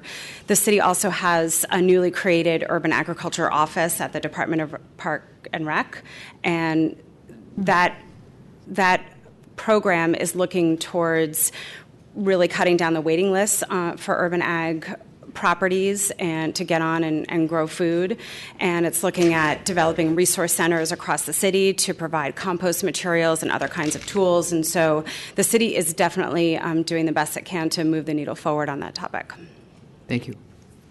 Thank you. Commissioner Fong. Thank you. This is a beautiful report. The photos in particular really sell the direction. I had an opportunity to sit at the SF Made breakfast, and if you could have sort of bottled the energy and the experience that was shared at that breakfast, I wish we could share that with everyone. They would understand. So, one of the things that they spoke about is that this is really the creativity of San Francisco, and it's really sort of the birth of the artisan movement, which I think is huge for San Francisco. So, going forward, I'd be supportive of any and all policies that help preserve and protect this segment. Thank you. Director Ram. Just wanted to thank Diana and Tiffany Garcia and OEWD and for their work on this and all of our partners. We are seeing growth in many sectors of PDR businesses right now. As after many years of decline within the city and the, frankly, general perception a few years ago that PDR businesses don't want to be in the city anymore, that has changed pretty substantially over the last few years. And it has created the challenge for us in how we develop new PDR space, because PDR businesses typically can't afford the cost of rent in a brand new building. So one of the projects that you will see based on zoning that you approved last year was a mix of office and PDR uses frankly, a bit of an experiment to see if that can work, to see if the PDR businesses can move into new space that is essentially cross-subsidized by office space. It is very interesting right now that we're seeing this growth in businesses. It is partly because of the businesses that Commissioner Fong mentioned, but it's also, I think, a desire of people to kind of broaden their view of what it takes to put together a creative business. And I think it's an interesting moment in the city's history where there is much more of a mix of uses that are moving into some of the city's neighborhood than there has been in a very long time. So I really look forward to working on it. And I want to just reiterate what Diana said about the department being committed to working with OEWD to actually implement the measures that are proposed in here. Thank you. Thank you. I wanted to ask one last follow-up question on that point. I believe I heard you say that there's an interest in enforcement on existing PDR space to make sure there's not office encroaching on it. So is that an enforcement function that the staff is playing? And could you say a little bit more about the nuts and bolts of how it works? I probably am not the resident expert on it, but I will say that my understanding is that it's a very focused and extensive outreach campaign. So it's really working with office uses, existing office uses, and existing PDR uses, and folks who are making proposals to the department for office uses and office spaces, just so that they really understand what is required for that space and what the zoning, how to manage the zoning designations in that space, and to and really to follow up on complaints from folks who are calling into the planning department, to our enforcement team, to make sure that we're not seeing that kind of encroachment. If I may add to that, there's kind of two components. There's the enforcement component of looking at office that was inappropriately converted from PDR space. But I think just as important, and where we're working with OEWD, is on the educational side of it, to make sure we're getting to building owners before they convert. Clearly, there's issues out there with buildings that have illegally converted. There's no question about that. And so we're trying to be better at following up on those. And you've seen a couple of those projects here and when they have proposed office conversions to you to legalize the space. But the good news is that there is a much broader constituency now for making sure that those enforcement actions take place. And the educational side is something that's very important. Thank you. Thank you for the report. Thank you for your comments. Commissioners, if there's nothing further, we can move on to item 10 for case number 2014.1167T. This is a planning code amendment to allow exemptions above the height limit for hospital mechanical equipment. Good afternoon, President Wu and members of the Commission. Kanishka Burns, Planning Department staff. The item before you is an ordinance that would amend the planning code to allow exemptions above the height limit for hospital mechanical equipment. The ordinance would amend Planning Code Section 260, which provides a number of exemptions from the zoned height and bulk district. Certain exemptions are limited to occupying 20% of the horizontal area of the roof and may be increased to 30% if they're screened and designed to obscure the exempted features from view. Mechanical equipment necessary to the operation of the building are examples of such features. The proposed ordinance would apply to hospitals that are legal non-complying structures with regard to height. Hospitals that are legal non-complying structures would be permitted to add new mechanical equipment without limitations on the horizontal area as long as the following conditions are met. The new equipment cannot be higher than the highest point of the existing rooftop enclosure. It must have minimal visual impact and maximum architectural integration. It must be necessary for the function of the building, and no other feasible alternatives exist. Since the initiation hearing and in response to Commissioner concerns, the ordinance has been amended to stipulate that any existing rooftop equipment that is out of service or otherwise abandoned must be removed prior to the installation of new rooftop equipment. To date, the Department has received no public comment regarding the project. The Department recommends approval for the following reasons. The proposed Planning Code amendment would allow St. Francis Memorial Hospital's Bothun Burn Center, which is one of the few critical care burn centers in the Bay Area, to upgrade its treatment facilities and comply with state regulations as well as medical best practices. The amendment is targeted to a specific project but sets appropriate bounds and considerations for other hospitals should similar height exemptions be considered in the future. The requirements related to the necessity of the equipment, minimal visual impact, maximum architectural integration, and removal of obsolete equipment will ensure that only vital equipment is added in a sensitive manner. The project is consistent with the objectives and policies of the general plan. This concludes staff presentation. I'm happy to answer any questions. Thank you. Are we taking a presentation from the project sponsor?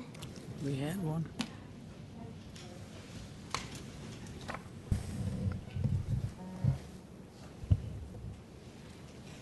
Good afternoon, Commissioners. I'm Abby Yant, Vice President for Mission Advocacy and Community Health. And as I stated at the earlier hearing and has been explained by staff, is that the Burn Center is a vital resource to our community and the entire Bay Area. And approval of this exemption will allow us to proceed with the expansion project. So we appreciate your support. And I am here and I have technical experts with me to answer any of your questions. Thank you. So let's open for public comment. Is there any public comment on this item? Okay, seeing none, public comment is closed. Commissioner Moore. I just wanted to let the Commission know that I got a call from Ms. Abby Yan, Public Outreach and Public Advocacy, who responded to my comment regarding obsolete rooftop equipment. I understand that the department has changed the general description, and I'm very happy to hear that. This does not mean that any equipment which is partially used for cost or other modifications wouldn't stay, but it's mostly the obsolete stuff, which on many roofs in the city just doesn't make any sense anymore, and it sits there and sits there. And as we are interested in the future to consider perhaps solar panels or green parts of roofs, this just prepares a clean slate where everybody obeys to the same rules. They are not punitive, they are just basically necessary. So I appreciate that, and I move to approve. Second. Thank you. Commissioner Antonini. Yeah, I'm also very supportive. This makes sense, particular reference to St. Francis as in the staff report. The degree of non-conforming percentage of the rooftop changes very slightly with this, and it allows the burn unit, which is essential to be able to operate. And in no way does this addition rise above the rooftop enclosure, which are the conditions that we've put on it, and architecturally it planning to blend in very well. So I'm supportive of this, and I think it would also be applicable to another hospital situation should one arise in the future with a similar situation. Commissioners, there is a motion and a second to adopt a recommendation for approval on that motion. Commissioner Antonini. Aye. Commissioner Hillis. Aye. Commissioner Johnson. Aye. Commissioner Moore. Aye. Commissioner Richards. Aye. Commissioner Fong. Aye. And Commission President Wu. Aye. So moved, Commissioners. That motion passes unanimously 7-0 and places you on items 11A and B for case numbers 2013.1601 X and V. At 690 Market Street, you will consider a request for downtown project authorization, while the zoning administrator will consider a request for variances. Good afternoon, President Wu and members of the Commission, Kanishka Burns, Planning Department staff. The item before you is a request for downtown project authorization with a rear yard exception at 690 Market Street. The project sponsor proposes to convert 24 timeshare hotel units into dwelling units within the existing 24-story residential, hotel, and commercial building. As part of the downtown project authorization, the Commission may grant exemptions from certain planning code requirements for projects that exhibit outstanding overall design and are complementary to the design and values of the surrounding area. The proposed project requests an exception from the rear yard requirements of Planning Code Section 134. The proposal also requests variances from the open space requirements of Planning Code Section 135 and dwelling unit exposure requirements of Planning Code Section 140 for one dwelling unit. To date, the Department has received no public comment regarding the project. The Department recommends approval for the following reasons. The project is located in a historic building with full lot coverage, making it infeasible to provide a code-compliant rear yard. The project sponsor has purchased light and air easements over the adjacent buildings to ensure adequate light and air to the new units in perpetuity. The project is consistent with the objectives and policies of the general plan. It adds up to 24 new dwelling units to the city's housing stock by converting unused commercial hotel space into much-needed housing, and does not include any exterior alterations to the historic building. The project is located in a zoning district where residential uses are principally permitted and will increase the dwelling unit density of the property. The project will comply with the First Source hiring program and pay the appropriate affordable housing fees. This concludes staff presentation. I'm happy to answer any questions. Thank you. Project sponsor?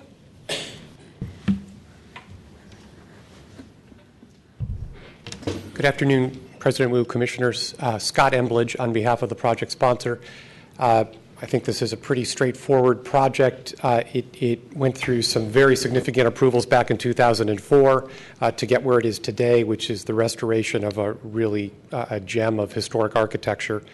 This particular item before you is simply changing within an existing building 24 units that are currently designated as timeshare units into condominium units. So it's simply changing the use of those 24 units, making more 24 residential units available. I'm here with Don Barman from the project sponsor, with Chuck Blosies, the architect who was responsible for restoring this building and knows the details about this particular proposal. So we're here to answer any questions. Before I sit down, I do want to thank your staff, particularly Kate Connor, who was very helpful at the beginning of this process, and Kanishka Burns, who, once this project got out of environmental review, really helped us get this to you in an efficient manner. Thank you. Thank you.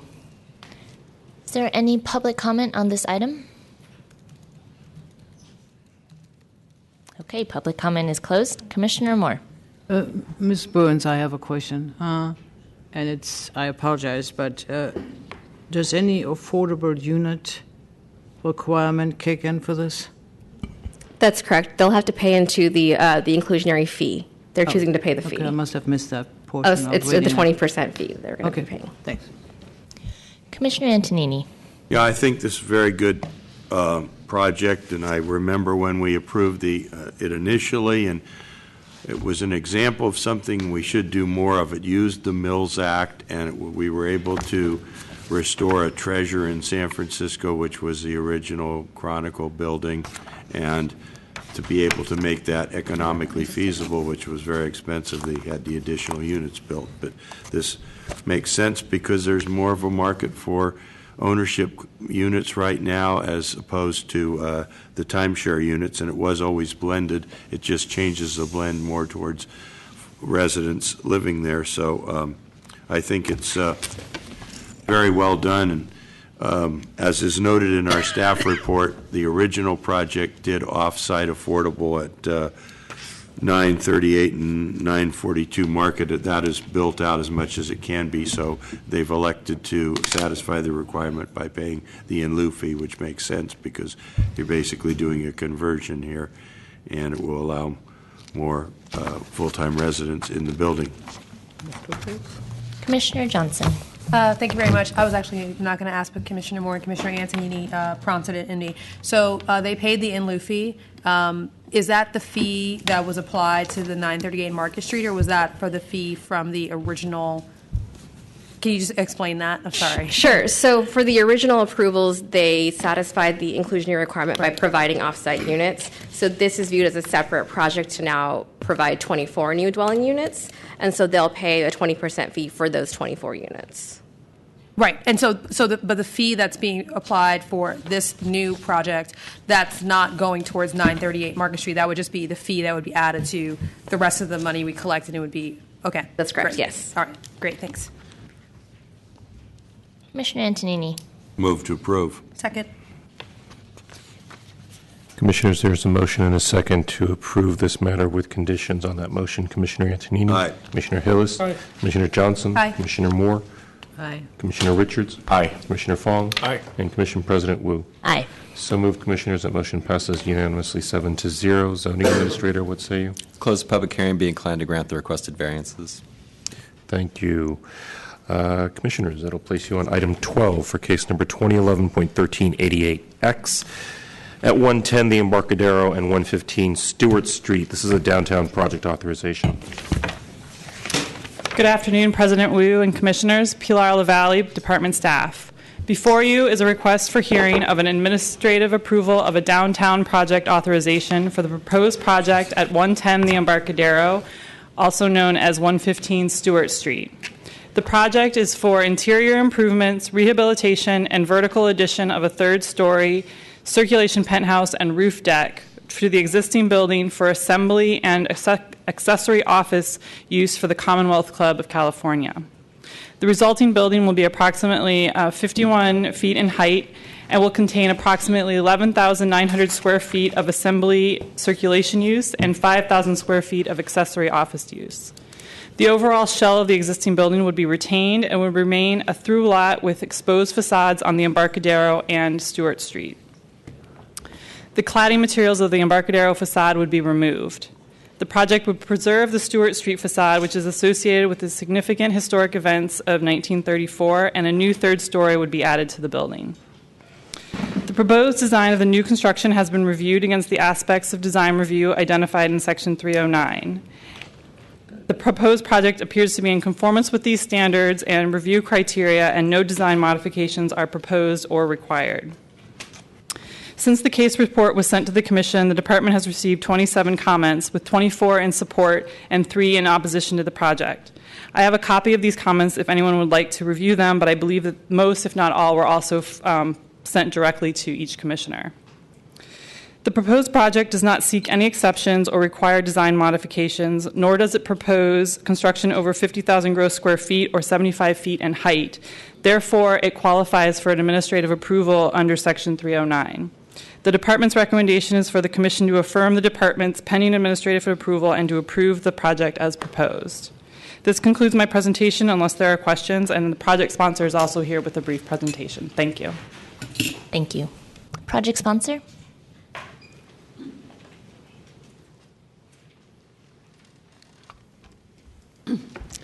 Good afternoon. President Wu, Vice President Fong, Planning Director Rahm, friends and colleagues. I'm Gloria Duffy, President and CEO of the Commonwealth Club, and thank you so much for hearing us here today. The club is, of course, the nation's largest and oldest civic forum. Its roots run very deep in San Francisco. It was founded by leaders including the president of the University of California and a couple of editors at the San Francisco Chronicle. The club is also by far the most active forum in the United States. It engages tens of thousands of people in person every year in civic discussions, millions via radio and other electronic media. Its programs range from major addresses attended by thousands of people to weekly topical news discussions called Week to Week. A large part of the club's programming is community-focused, like the recent debate on San Francisco Measure E, the soda tax that was on the ballot last week. The club has a history of studies and reports on major issues facing California and the Bay Area, and a strong theme of environmental responsibility runs through these. The club's report on smoke problems of California in 1913 was one of the first studies of air pollution in the state and recommended filters trapping particulate emissions from smokestacks more than 50 years before such environmental protections were implemented. Today, the club continues this tradition of substantive research on policy issues, examining issues like California state governance, spinning off an organization called California Forward from the club to pursue greater transparency, effectiveness, and inclusiveness in state government. The club has also engaged a younger generation in civic discourse through its Inforum organization. The club's civic education program is widely distributed nationally, which is a very proud export of the intelligent and open-minded examination of issues that we think of as a hallmark of San Francisco and the Bay Area. 90% of all of these activities will be held in the club's new building at 110 the Embarcadero, and it's been a significant design challenge for the club and its architect to fit all of this into a structure that is just 45 feet wide. Now may I introduce our architect, Marcia Madem. Jonas, can we? Go ahead. Great, thank you. As was mentioned, the site is a through-block lot with entries on the Embarcadero and Stewart Street. It will provide a permanent civic presence for the Commonwealth Club at the waterfront edge. Located near a regional transit hub, the site is ideal for the club with easy access to both the city residents and the diverse regional membership. We've worked closely with the City Planning Department and Preservation staff on the design of the project. We've carefully analyzed the existing building, the adjacent structures, and the neighborhood context. We have added a third level, but we are well below the allowable height. Our proposed Embarcadero facade responds to the proportion and rhythm of the existing structure, the neighboring Otterford building, and the contemporary neighbor of the Jewish Federation building. The new facade is divided into 5 bays, similar to the original facades, and creates a distinct base, middle, and top to the building, responding to the datum points of the adjacent structures. This building section shows the required program spaces and, more importantly, the volumes that are necessary for the club's functions. Level 1 has a main public entry lobby off of the Embarcadero and 2 flexible presentation spaces. Level 2 has a main central auditorium, which is sized to accommodate approximately 300 people and requires high ceilings for functionality. The Level 2 pre-function space adjacent to the auditorium must be large enough to accommodate the entire audience before and after presentations, and this program area requires a pre-function space to extend fully to the Embarcadero facade. Level 3 is set back from the historic Stewart Street facade, located on the left side of the slide. And this floor has offices and a smaller meeting room and a pre-function space facing the Embarcadero on the east side. The roof level includes a terrace and a roof garden. These plans, again, identify the program areas On level 1, at the lower part of the slide, is the main lobby off of the Embarcadero and the 2 flexible presentation spaces. Level 2 above has the central auditorium for 300 people and the pre-function area located on the Embarcadero side, large enough to accommodate all of those people before and after presentations. The 3rd floor is set back from the historic Stewart Street facade and has offices, small meeting rooms, and a pre-function space on the east side.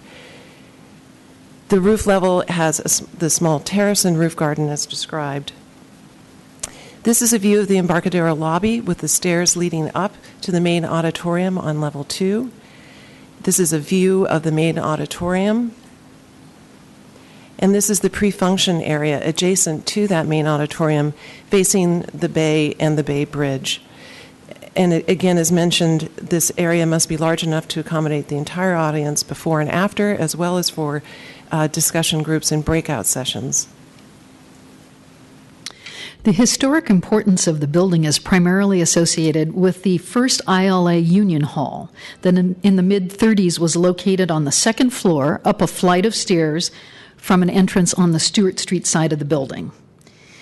These photos show the 115 Stewart Street entrance in 1934, including when thousands were assembling for the funeral cortege of workers that were slain in the San Francisco dock strike in July of 1934.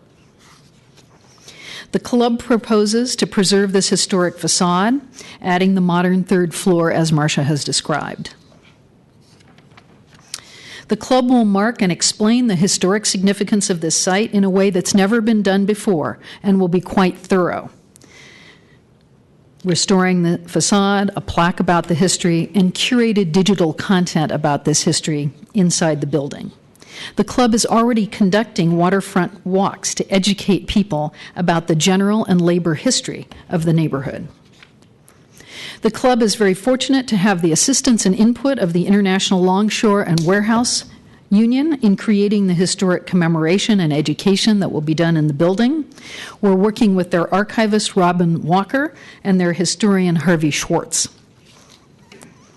Turning to the Embarcadero side, historically the Embarcadero facade of the building reflected the small businesses located there. Here you see a naval uniform store and a restaurant, 1957. Historically, the building was divided by a wall in the middle, separating the uses on the Embarcadero side from those on Stewart Street. This is the 1931 Sanborn map of the site just before those labor actions in the 30s. The 1st floor facade on the Embarcadero side was removed in the 1980s. It's currently plate glass windows surrounded by modern black metal framing. The 2nd floor windows have been replaced with modern windows with similar black metal framing. The decorative masonry along the roof line that you saw in the 57 photo has been removed. Here it is from the inside, and you'll see also the building is completely gutted and has been for a decade. The surrounding neighborhood is a mixture of historic and modern facades. The modern facades include the Jewish Federation next door, the Hotel Vitale, the Harbor Court Hotel, and an office building at the end of the block. Several buildings that front on both the Embarcadero and Stewart Street have one historic and one modern facade as proposed for the club's building. For example, the historic Embarcadero YMCA. So to continue our discussion about the Embarcadero, as we described earlier, we have analyzed the existing building, the adjacent structures, and this very interesting and complex neighborhood context. In consultation with city planning and the preservation staff, we have developed a contemporary design on the Embarcadero which reflects and reinterprets the existing building's 5-bay facade and a defined base, middle, and top, responding to the adjacent structures. The Embarcadero facade creates a respectful contemporary addition to the neighborhood, responding to the Secretary of Interior standards, and promotes visibility of the Commonwealth Club's programs. The design creates a high-performance, energy-efficient facades to meet the sustainability goals of the club and the city of San Francisco.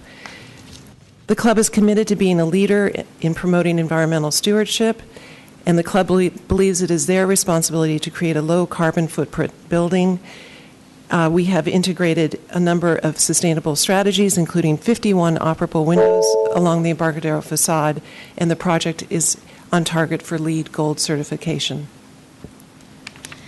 In conclusion, the club has reached out broadly to solicit comments from those nearby or who we thought might be concerned. This includes many hours spent with the appellant who is here today. We've found broad support for our approach, which we believe is the best solution for the site, for historic preservation and education, for the environment. Given the threat we face from global warming, we must build structures with low carbon footprints, and for the active use of this building for a public forum. Thank you so much for your time and consideration of the club's proposal. Thank you. Okay, opening for public comment, Michael Terrio and Ron Miguel.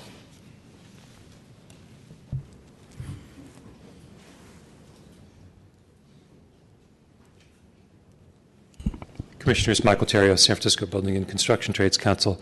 I'm not going to pretend that we're interested in this project because of the jobs. This is a much smaller project than Heinz's earlier proposal at a much different time. I do, though, want to express my real respect for the Commonwealth Club, which I, as my correspondence to you has indicated, which I view as a real anchor San Francisco institution, one that is important for the future of the city as well. And I think if you look at these plans, you will see that there is really nothing that you can identify as extraneous in them. They have proposed exactly the building they need for their future home, and they have done so with a great deal of respect for the Stewart Street facade that was a matter of much contention in the last go-round for this site. So we ask that you approve the project. Thank you. Thank you.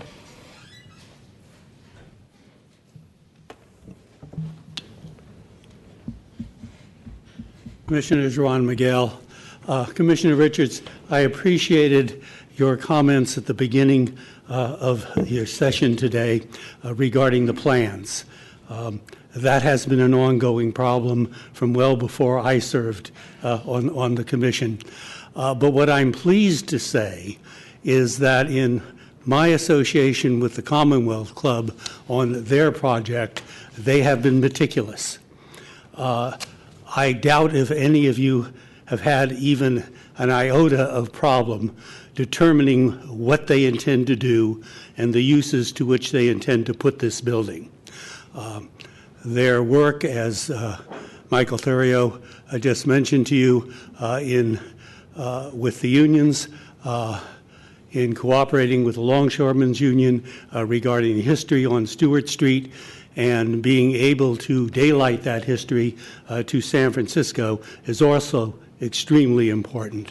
So I urge you to go along with this project and have an international institution of some 114 years in existence finally have its own home where it was established here in San Francisco. Thank you. Thank you. If there are additional speakers, please come forward.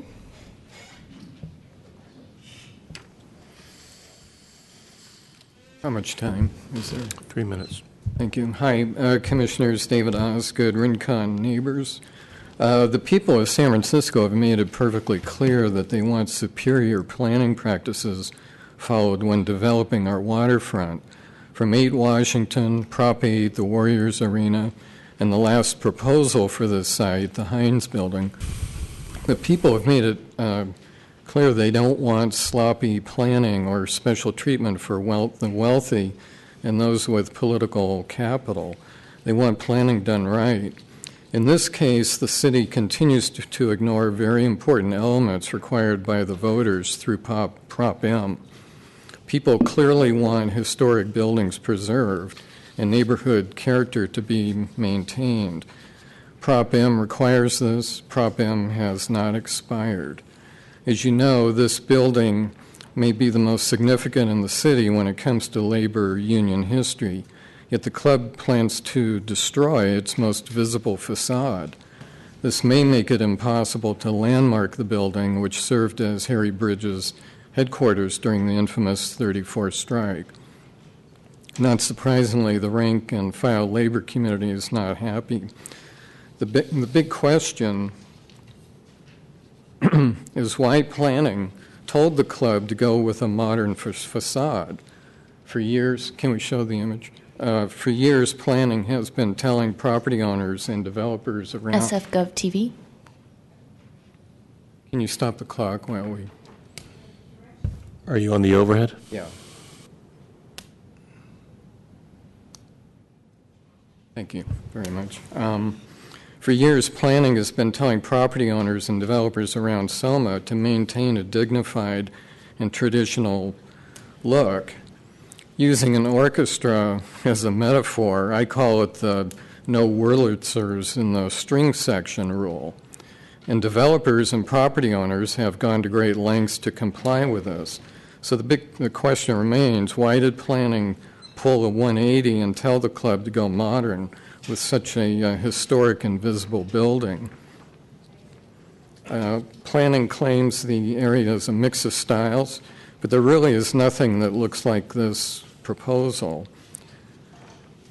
There's really a concentrated mix of wonderful and historic buildings, including the Autofred building, Rincon Annex, the Agriculture building, the YMCA, and others. This proposal would clearly not fit in with those. Let me remind you that the development of this site has been before this commission before. When the Hines proposal was active, this commission voted to destroy the whole building. Now, one of your finer moments, the commission president, who spoke a minute ago, later said that he regretted his vote. Let's not keep making these mistakes. Thank you.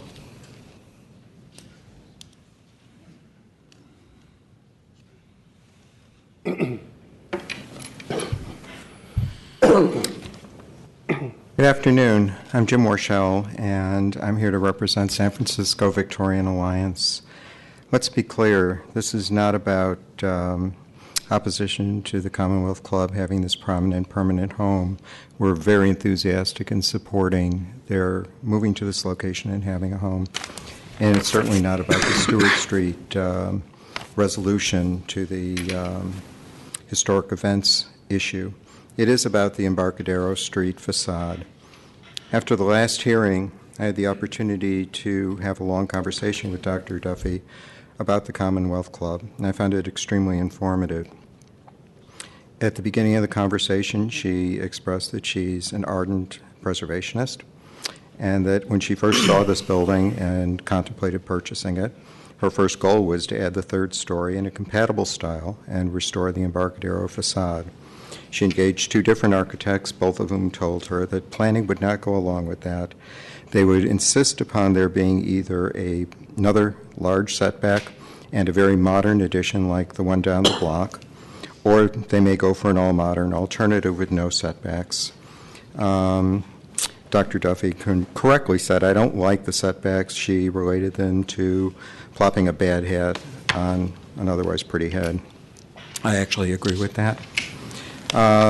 Convinced that those were the only alternatives, they pursued the modern alternative. As I reread all of the Secretary of Interior standards on rehabilitation, where it's defined as an active process of making a compatible use for a property through repair, alterations, and additions, preserving those portions or features which convey its historical culture or values. Actually, I don't have time, but if you go through all of the elements of the pieces that they put into it, it's compelling that a rehabilitation would be very possible here. Similarly, if you go through Article 10 and you read the verbiage, the policies and objectives are to encourage rehabilitation and adaptive reuse, to assist long-term preservation. Again, Objective 8 of the general plan, 7.1, all speak to the importance of preservation. This is a real survivor, and to not do everything we can to explore the opportunities to marry the goals of the club and preserving this building as a first course of effort, as opposed to sort of forcing the club into pursuing this modern alternative, is misguided and unfortunate. Thank you so much. Thank you. Next speaker.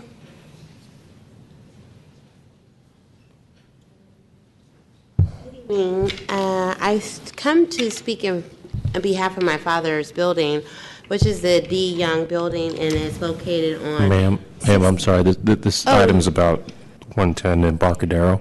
But 110, I'm really late. Okay, this was about the 690 Market Building. Okay, I wanted this discussion about the notices. I received The more than one 690 notice. Market Street item is already this is closed. a little bit right where I received the second notice.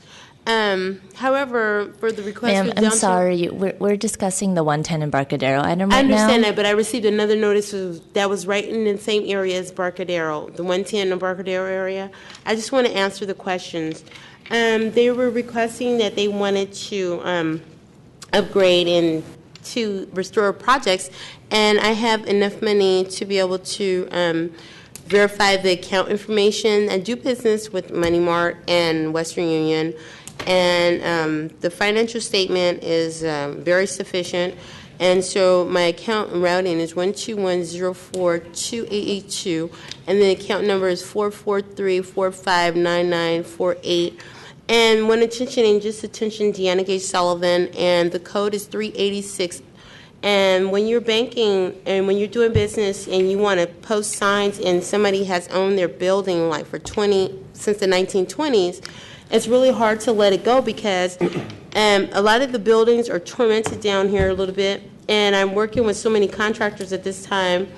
I wanted to be able to establish, to try to be able to request for the projects and authorize the hearings for distribution. They have agreements on the Wells Fargo forms. They have agreement forms that be able to assist the underwriting for like the power of attorneys. Like I just take the power of attorney forms and I kind of just underwrite the things that needs to be restorated, like the groundwork and then the sewage, and then like for the buildings to be clean.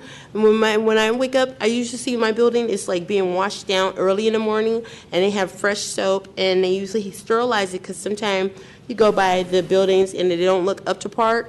And then like the painting, the restoration, like the carpet, I'll provide for that. They were requesting some percentages that they needed. If they can do over the amount of what's needed for the city, I can be able to have this typed pretty soon for the district board members. Thank you, ma'am. My name is Deanna G. Sullivan. Thank you. Next speaker. Hi, good afternoon, Commissioners. My name's Peter Nassett here. I'm requesting that you deny the permits and rescind and correct the mitigated negative declaration for one simple purpose. You have the camera?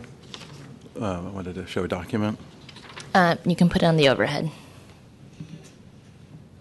So we've seen this a lot where there's little tweaks of history. The actual address is 113 Stewart, not 115, and this seems to be part and parcel to little tweaks that have been going on through this whole process.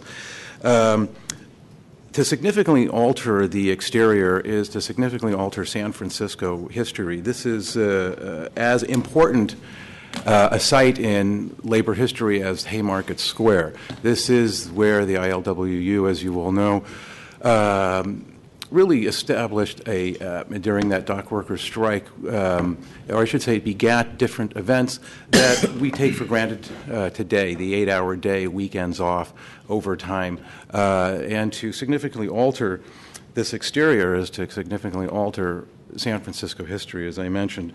I happen to be the chief concierge of the Donatello Hotel, and I can tell you that many of my guests come here specifically for the historic preservation, the walking tours, the city guides, the Victorian home walks.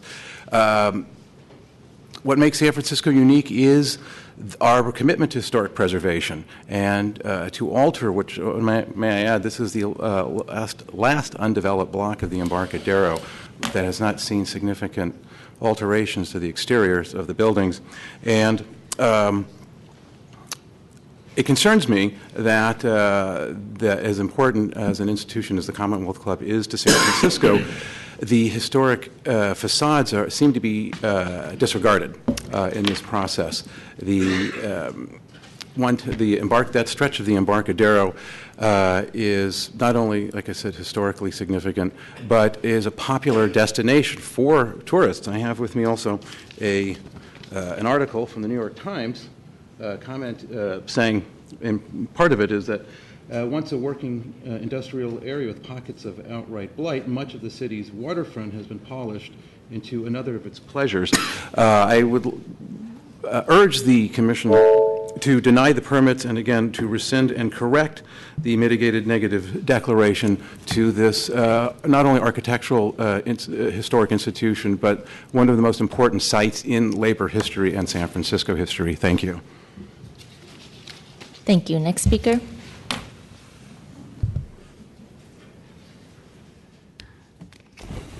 Commissioners, this issue has been visited before, and one of the previous projects, the Hines project, does relate to this in a very important way, and that is that this block was written out of preservation as a gift of a behind-the-doors agreement for that project to go forward. So it was excluded from a careful assessment. This is the last of 3 to 4 dozen waterfront blocks of a structure of loft buildings and waterfront worker housing. The Embarcadero Center erased, a bunch. This is the last block. It survived because of the elevated freeway. It was so ghastly. I mean, that's one of the reasons, basically. And now it's come down to us, and it includes this landmark with both sides. And the history is both sides. It's not a half of history. The reports excluded the Embarcadero side of this history. And they also, the Commonwealth Club excluded Harry Bridges from this building, which is preposterous and ridiculous. And I hope that's not the kind of history they plan on putting forward here. Because the report, based on one of Page and Turnbull's reports, doesn't even have all the buildings included. They left out buildings. But when you see the Embarcadero side was as important because the crowds were defending the workers by trying to close the Beltline railway. And they went back and forth, back to the headquarters. And here you see in front of the YMCA with the building just down there, the gas bombs going off. And at the bottom, sorry, Joe Arcanero mentioned that gas bombs were shot through the windows of the Embarcadero side into the building. Now, they couldn't have gotten through the wall into the Union Hall, but the police didn't know that. They attacked this building illegally. And they also attacked hotels with the gas bombs. People were injured in those, hit by those. People lost organs. There's never been any kind of truth and reconciliation about this, for one thing. But you see, the buildings on this block contained the 3 or 4 hotels as well as the loft buildings. And it's totally in the coverage. And the reports speak nothing of this, besides taking Harry Bridges out, which is preposterous. Now, the club originally had a proposal that called for restoring the whole building, the whole landmark, which is the CEQA standards, I'm sorry. And what the reports do call for doing is rehabilitation. Let's be real specific in our language here, not restoration to the period of significance. So the irrelevant post-period of significant elements of the facade are going to be rehabilitated, not restoration on Stewart Street. And just thank you, sir. For the architects present. Thank you. Your time is up. Sir, your time is up. Thank you. Okay. Thank you. I have a card for Chris Rice.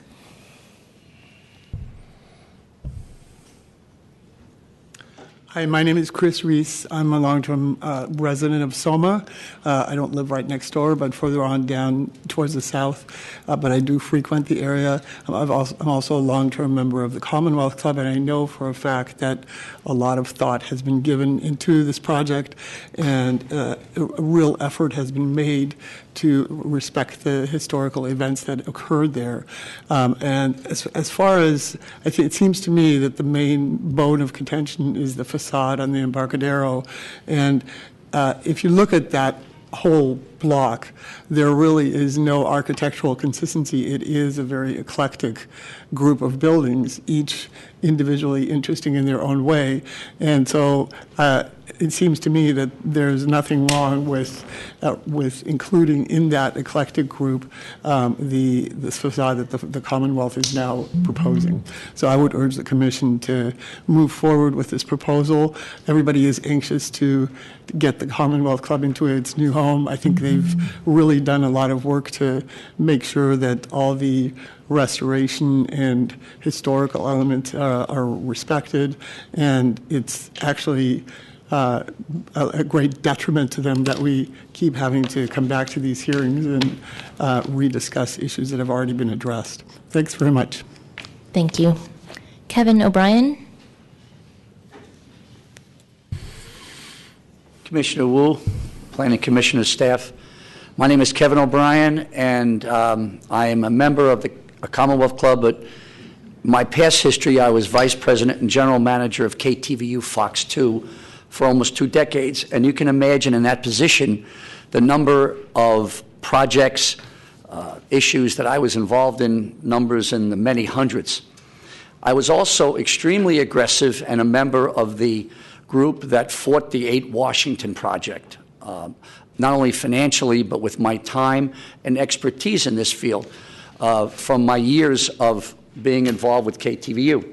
I have to tell you that I have observed Dr. Duffy and the staff at the Commonwealth Club. I've never seen an organization so sensitive to the feedback from all of the neighbors' organizations, their sensitivity to the history of the building, to the ecological issues, to the environmental issues. I'm astounded by their relentless and consistent effort to get feedback from all parties and, may I say, respond appropriately most of the time in changing their plans to meet the demands of people that had very intelligent, appropriate feedback for our project. And I think it's been done. I think this thing's gone on too long. I think this is a tremendous improvement in the area. The building is in very poor condition. I just can't imagine anything that has been better planned and more consistent in the efforts to do the right thing for the city and county and state of California. And this has been the history of the Commonwealth Club. It will continue to be the history of it. And I have to salute Dr. Duffy and her staff for a job well done, and I hope that you will approve this wonderful project. Thank you very much. Thank you. Is there additional public comment?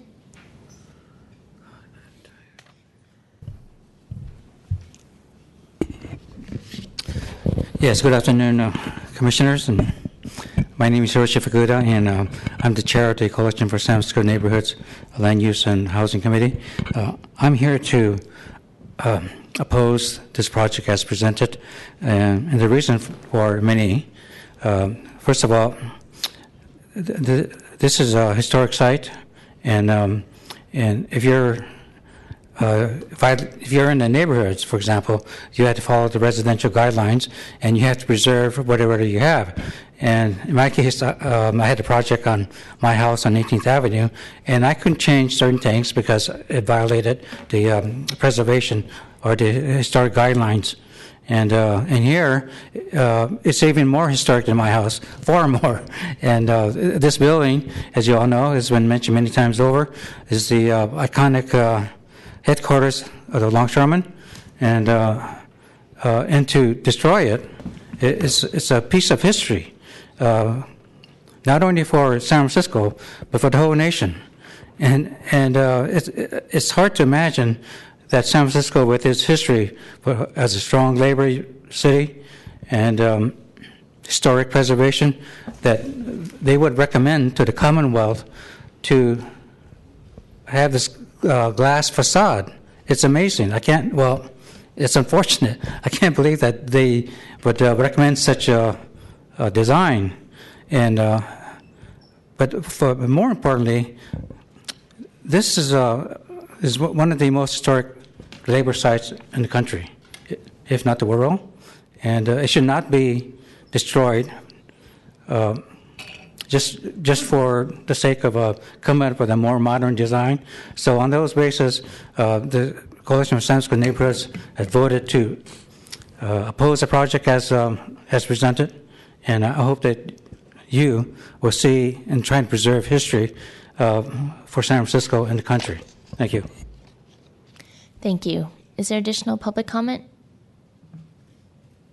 Okay, seeing none, public comment is closed. Commissioner Antonini. I'm very supportive of this project, and as most of you know, we went through an extensive hearing on an appeal of the neg deck, which dealt with the historical aspects that have been brought up by a number of speakers, and it was decided by preservation staff that in fact the historic element was focused on the Stewart Street side, and that is being preserved as nearly as possible to what it was at the time of the historic events of the 1930s.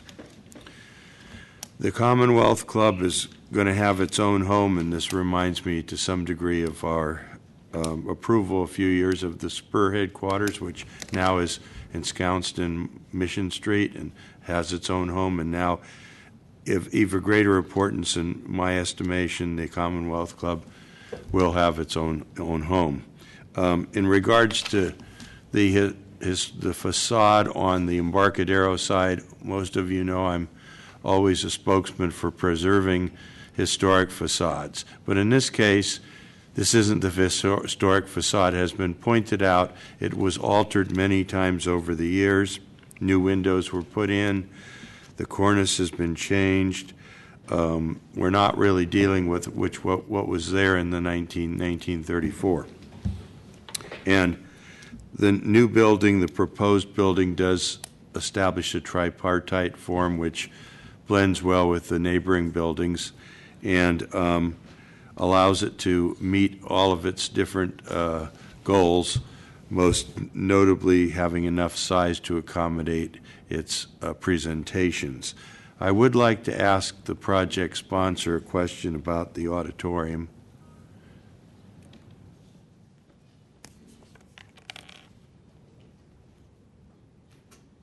Yes, sir. You had said that you would be able to hold 90% of your events there, so I assume that you may have 10% which would have audiences too large to hold them there. Exactly correct. So held had at you hotels and theaters. Right, and I understand there's some that would not possibly could be held here, but did you look into the possibility of making the auditorium any larger than proposed? Fire codes restrict us to 299. Okay. So Based, again, it's a very narrow building, so even fitting that is difficult. Yeah.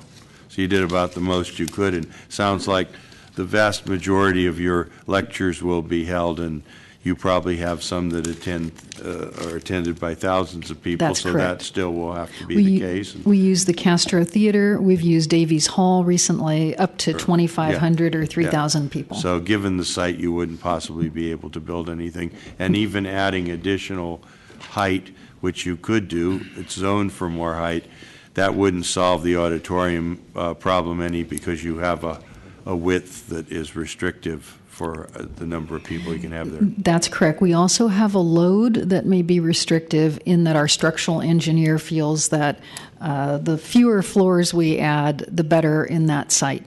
Okay.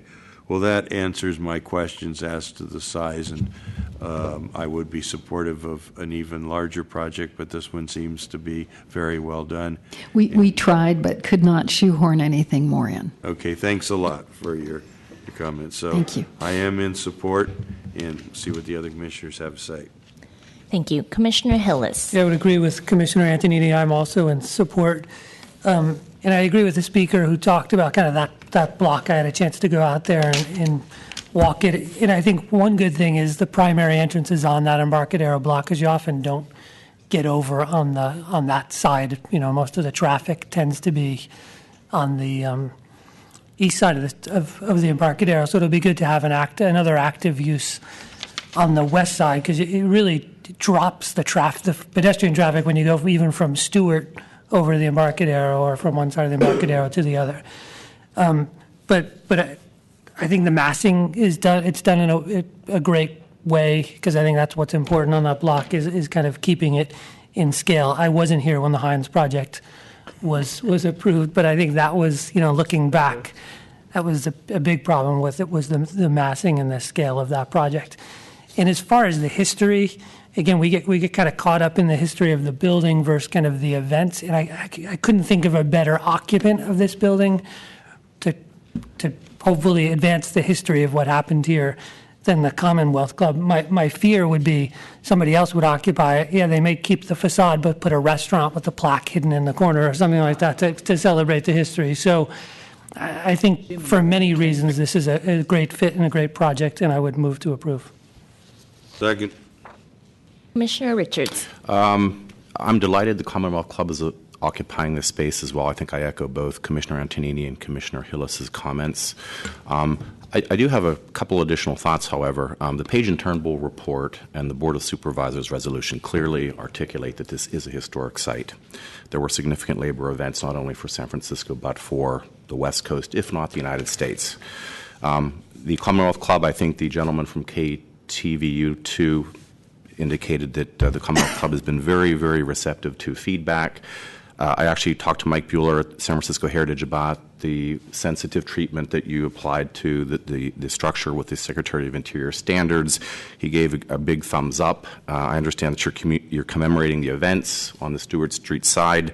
So given that, Ms. Duffy, if you can come up just for a second, I have a question for you. So I'm assuming with all of that, you are supportive of landmarking the building. We don't know enough about that process yet. Okay. We'd be happy to look into it. You wouldn't object to it? I think the question would be landmarking it before it is constructed in the way that we need it for our uses versus after. But again, I'm not an architect and I'm not familiar with the process. Okay. So, I mean, I'd love to move, I want to move the project forward, and I'm here to support the motion, but I have anxious, I don't want to have any delay, but I have an amendment to the motion, and I checked with the city attorney, and my amendment would be that I'd request staff to ask the HPC to initiate landmarking the building with the project as approved. Perhaps our architect could comment further on that. It's beyond my expertise.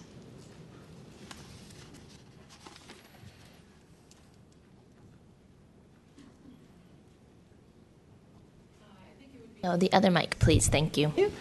I certainly agree with Dr. Duffy that the Commonwealth Club is interested in learning more about that, and we would be happy to work with staff to understand that. But I think it's really important at this point to get all the facts about that process in place before we can make a statement. If I might, Commissioner, the landmarking requires, of course, an initiation and then subsequent action by the HPC, and then final action by the board. When the HPC formally initiates a landmarking action, there is a 180-day hold on any actions that would be the building. So we couldn't approve a permit for 6 months. So, Ms. Stacy, can you chime in? Yeah, Deputy City Attorney Susan Cleveland-Knowles. Sorry. It's okay. There's three of us. It's my understanding that the planning code has a 180-day stay on approvals by the planning department and commission, but not the building department. But again, that could be confirmed by staff and by our office. So the planning department would still have to approve the drawings before DBI does. So that there is a subsequent action that the planning department would have to take before DBI can approve a permit. So all that's to say that landmarking may be appropriate at some point in the process. I just want to make you aware of the time factor here that would be involved if the HPC took an action in the coming weeks. So depending on the will of the commission, one possibility would be to direct staff to discuss the landmarking with the project sponsor and the HPC once the appropriate approvals are finalized by the department. I'm good with that. I mean, you have the most integrity of any organization, so I absolutely trust that you would entertain doing this. And I asked in the EIR certificate, the appeal, I trust that you'll do that, and I really hope that you would. Commissioner Moore. I think there's one critical question. One is the integrity of the building, which we know is not really quite anymore what it was at the time when it was used for the purpose that we are trying to put into historic preservation. But I think what we really should be focusing on is the event and how it is documented and how the current design indeed clearly delineates a very preserving, not preservation, but preserving attitude toward that thing. And that is more important for us to support than taking it to the rigor of historic preservation and nomination under the building envelope. Delay is difficult for the club in that our lease runs out in about 6 months. Less than 6 months now. And so we're already in a situation of having to find temporary quarters, which we're looking for. So it's about a $60,000 a month bill to the club, which is a nonprofit without an endowment. And so we are absolutely doing the right thing. I don't know what more landmarking would do. We'll certainly look into it, but we ask that you please don't delay this project any further. Thank you. Thank you. I also agree with the sentiment that the ongoing education and the ongoing, Commissioner Moore said, preserving, right, an active action of referring to the history, referring to the 1934 strikes is very important.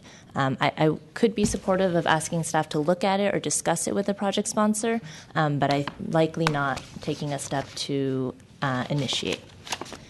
Commissioner Antonini. Yeah, I feel the same way. I certainly think just a mention of that as has been presented, but not being actually part of the motion that in any way could slow down not only the approval process but also the permitting process. It would. My intention is the motion as it was made before calls for approval, and it is not contingent upon the actions being taken in the future for any landmarking that may be asked for. Commissioner Richards. Sure. I'm going to leave it up to the integrity of the applicant. I think I'd like to come back in a year and a half and just have a quick written memo on where things stand. That would be great. I think what I'm trying to prevent is somebody coming and offering you $1 billion for the site, and we have another 10-story office building proposal there. Landmarking doesn't, prevent demolition of the building. It just has a process associated with it that makes the process longer, and there's a lot more vetting. I just want you to understand that. The club needs its home. So I don't want to delay the project. You're going to have my vote. Thank you. People have already offered us money for it, but we have to have a place That's what to scares be. me. That's what scares me. Then where would we be? So, right. Okay. Thank you very much. Okay, thank you. Please call the question. Commissioners, there is a motion and a second to approve this matter with conditions on that motion. Commissioner Antonini? Aye. Commissioner Hillis? Aye. Commissioner Johnson? Aye. Commissioner Moore? Aye. Commissioner Richards? Aye. Commissioner Fong? Aye. And Commission President Wu? Aye. So moved, Commissioners. That motion passes unanimously 7-0. The Commission will take a break.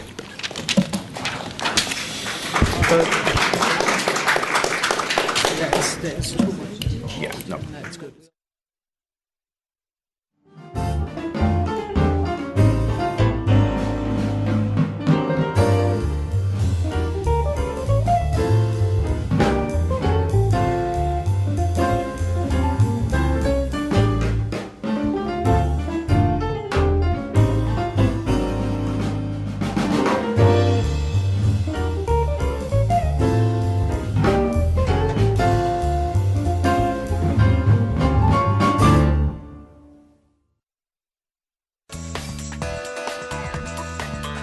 SF Gov TV, San Francisco Government Television.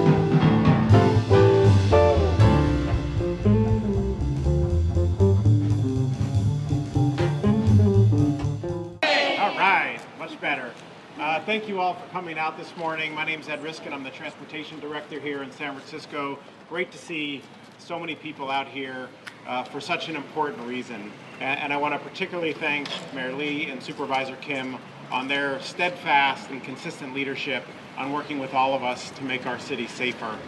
And the reason why that's important is because as great and wonderful as our city is and as proud as we all are of it, we have a problem here. And the problem is that we have too many people getting seriously injured or killed trying to make their way around the city.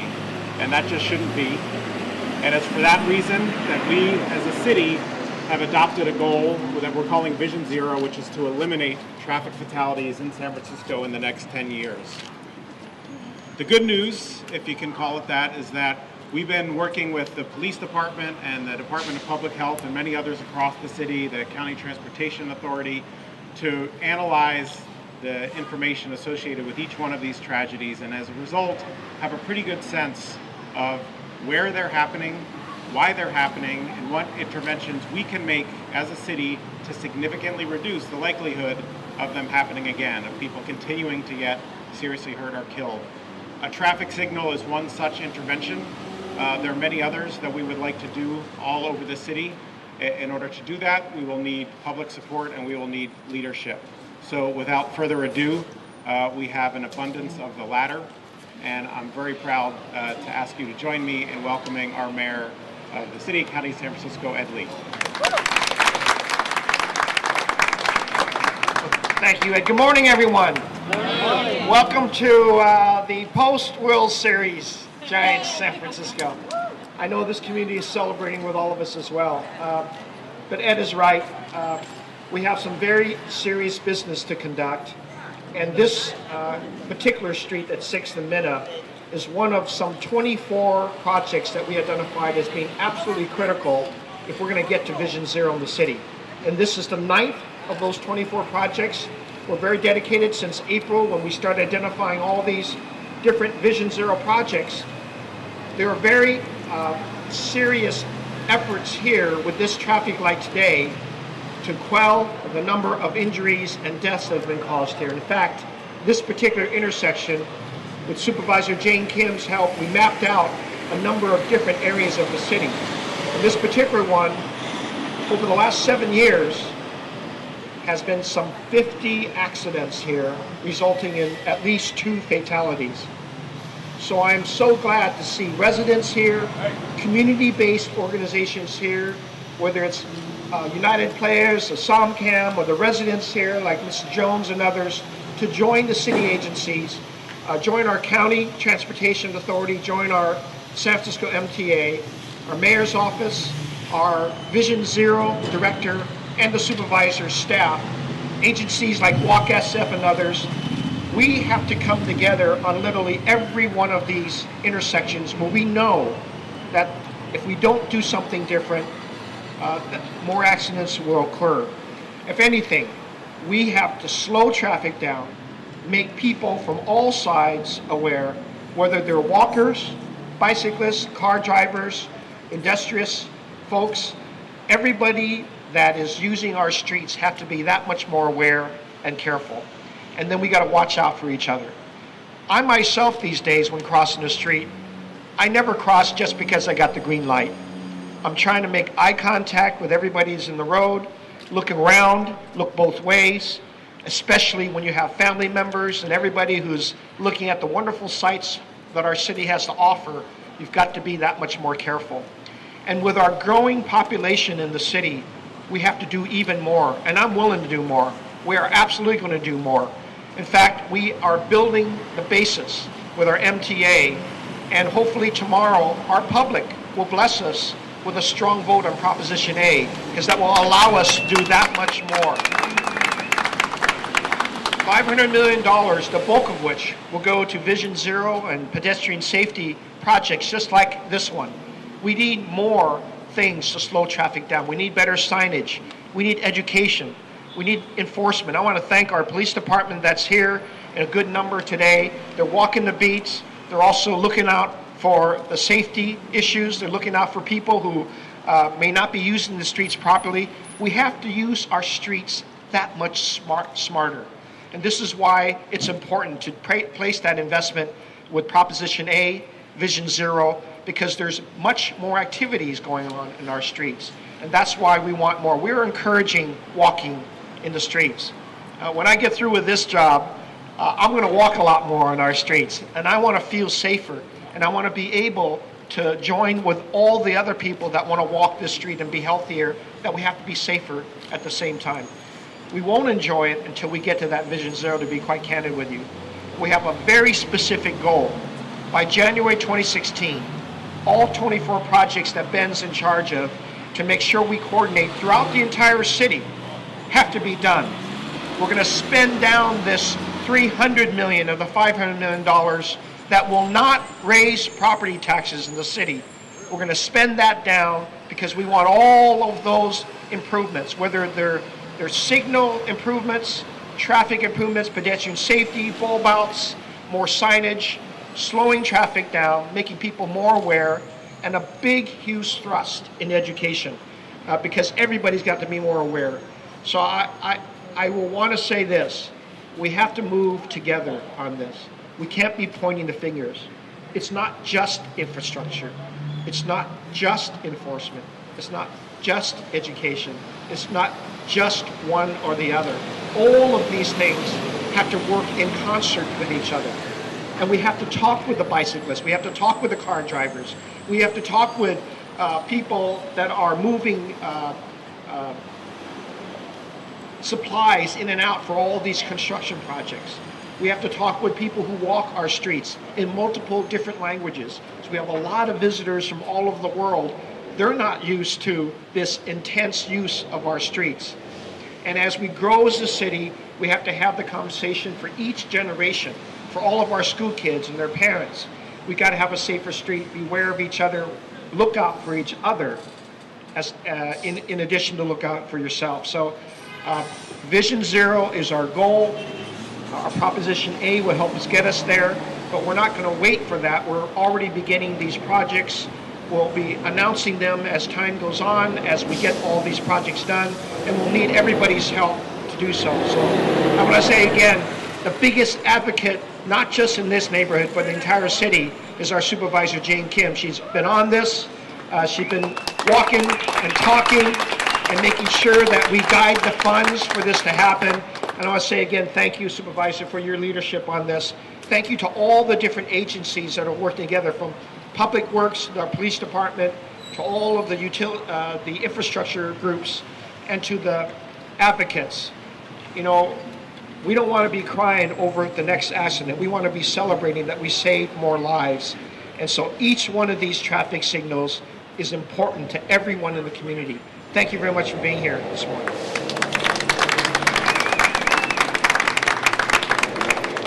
Thank you, Mr. Mayor. That's the kind of leadership we need here to make our streets safer. And I do want to thank the mayor for advancing what is now Prop A, $500 million general obligation bond, of which, as he said, fully $300 million would be invested towards advancing Vision Zero, making our streets safer. And it's not just coming from the executive branch, it's coming from the legislative branch. Supervisor Jane Kim and all 10 of her colleagues, so all 11 members of the Board of Supervisors, unanimously supported putting Prop A on the ballot. And it's with that kind of unanimous support from City Hall that we'll need in order to be successful. It's a 2/3 vote to secure approval of the voters. That's a pretty high threshold.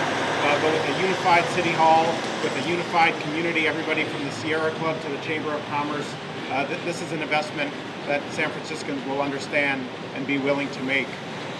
But it's not just with this bond that Supervisor Kim has exercised her leadership in this issue. From when she was first running for the seat 4 years ago, she made pedestrian safety one of her top issues.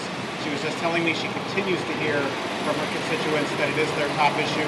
Her district is one of the most challenging in terms of pedestrian safety, and that's why a lot of the focus is here, and it wouldn't be happening without her leadership. So please join me in welcoming Supervisor Jane Kim.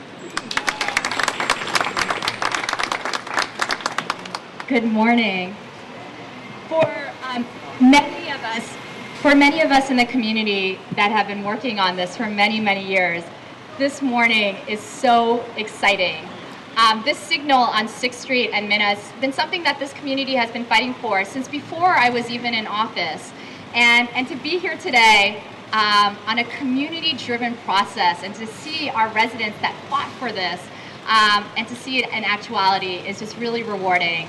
And I want to recognize the South of Market Community Action Network, who represents many of our families and our youth in the neighborhood, United Players, and City Crossroads that run our youth programs right around the corner and across the street. I also see Walk SF, who has been a really strong partner with us in making sure that we advocate for this. And of course, my entire office is here because this means so much. April, Ivy, and Sunny. It really took a lot of folks to make this a reality. 4 years ago, our residents actually organized a walk of 6th Street for our many city departments. It included Ed Riskin and the TA and DPW. And we started on 6th and Market and walked all the way to Russ and Folsom to talk about the needs that this community sees to make 6th Street a safer place for our families, our youth, and our seniors. And Mother Jones and Central City SRO Collaborative led that tour to talk personally about how the intersections felt dangerous or unsafe. And we even crossed this crosswalk, 6th and Minna, which is a legal crosswalk, to see whether cars would stop for us when we walked across the street. And from that experience, the following year, the mayor's office actually worked with our office to fund a pilot because we knew it would take a long time to get the signal in place. And so we did the first temporary bulb out pilot in the city. And you can see that on 6th and Howard and 6th and Market, number 1 and number 3 on our top collision intersection in the city, so that we could shorten the walking distance for our pedestrians, but also remind drivers that these curb outs are important places of safety for our walkers. Then we were able to finally open the signal on Russ and Folsom Street for our many families that walk across the street to go to Bessie Carmichael and our new Victoria Manala Draves Park. And now we're here today to open this signal.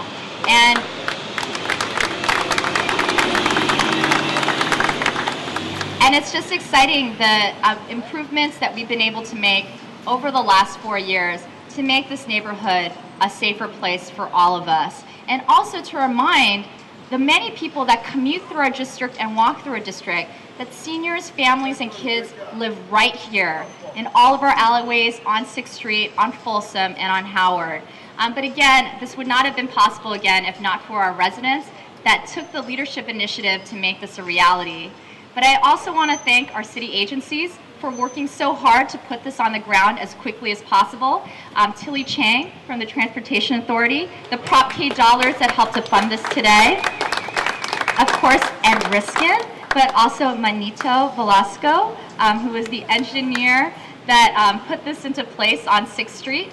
And of course, SFPD. I see Commander Ali, who is here. I just want to thank you for your leadership. Oh my God. Commander Orks, but also Commander Ali, I'm sorry. Commander Ali is the traffic division commander, for making sure that we are increasing enforcement all throughout the South of Market, the Tenderloin, and the city, to make sure that we are telling drivers and pedestrians how we can share the road all together. So with all that, just a big congratulations and thank you to everyone who is involved in making this a reality. Thank you, Supervisor. Again, that's the kind of leadership we need in order to make these things happen. And finally, you heard a lot from the Supervisor. A lot of this came from the neighborhood. A lot of this was built from the grassroots up, and strong support from many of the folks you see here that are necessary to make these things happen. Sometimes when we're around the city trying to make safety improvements, we don't always have this level of support. But the stronger the support, the easier and faster that we can get these in the ground. And I don't think there's anyone who epitomizes that support and how to rally people in a neighborhood to make things happen than our next speaker. Please join me in welcoming Mother Jones. Well, you guys, it's been 8 years I've been working on this project. My name is Mother Jones, and I'm a tenant organizer and a community organizer, and I work for Central City Collaborative. This is a great day for us community. The traffic is real bad down 6th Street. I just learned a new word, collision. So, God, I want to thank MTA, all my United players, those my soldiers that keep our babies safe. Thank you guys so much. And all the community, this is our community. And what we do for this community, help our kids in the future. But God, it's just amazing. I never thought I would see this day. You know, we have the highest rate of collisions in 6th Street. And it's really hard, especially when you're a senior. We need to widen the streets. We need to fix these trees where the wheelchairs can go by without getting stuck and everything. We need a lot of work. We need some work on 6th and Howard. We need some work across the street from Can and Kip. We need a lot of work done, and I'm so glad that it's finally happening. I can see my dream. I can see the kids in the community marching down the streets happy. It's amazing. Thank you guys so much. You have absolutely no idea what this means to me. And my United players, all right now, and take care of my babies for me. And I want to thank the mayor. I want to thank Jane Kim and their staff. I want to thank each and every last one of you. I think I might go around and hug everybody. Thank you.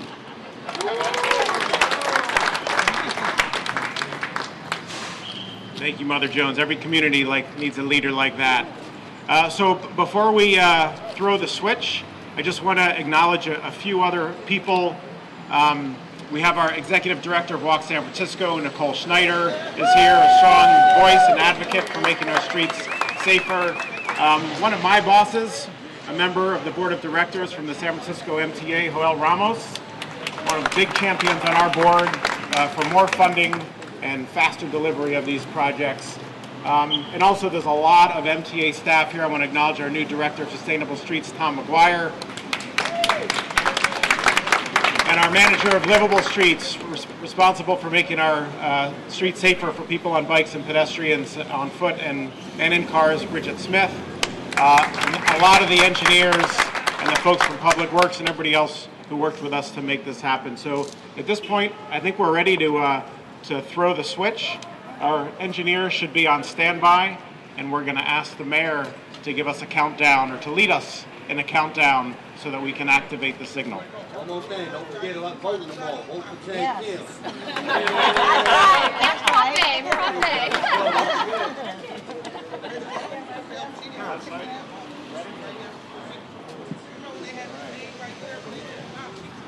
Come on, Jane. Where's Mother Jones? Where's Mother Jones?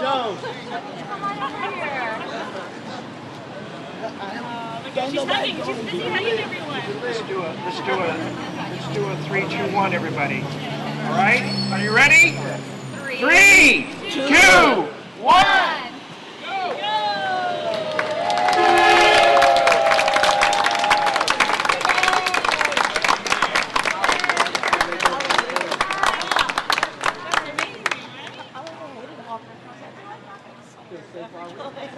Thank you, everybody. Don't forget to vote.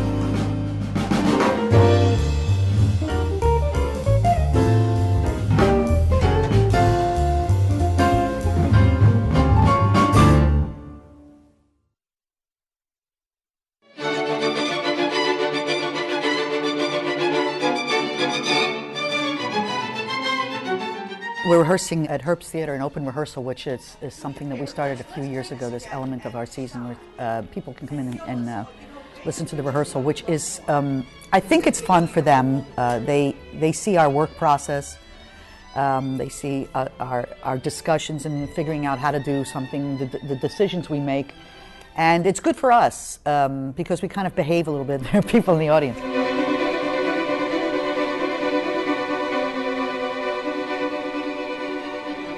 We are rehearsing now for our most extensive tour, plus 2 tour kickoff concerts here. I'm very, very proud that you know, the growth of the orchestra and how it's expanding and how it's being accepted by the rest of the nation.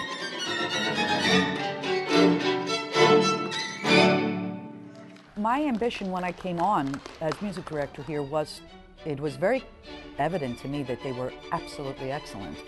And it was also evident to me that I thought everyone should know that. So this was my purpose. And after we opened, which was a spectacular opening concert, about 5 weeks after that, the economy completely crashed. So my plans, and I am absolutely dogmatic about my plans, were delayed slightly. I would say in this very, very difficult time for the arts, for everyone, especially for the arts, it's phenomenal how New Century has done nothing but grow throughout this time, whereas many, unfortunately, arts organizations have stopped or waiting it out kind of thing. And during this period, we got ourselves a national radio presence. We started touring. We started releasing CDs. We have released a DVD. We continue to tour. The reputation grows and grows and grows, and it's never stopped going forward.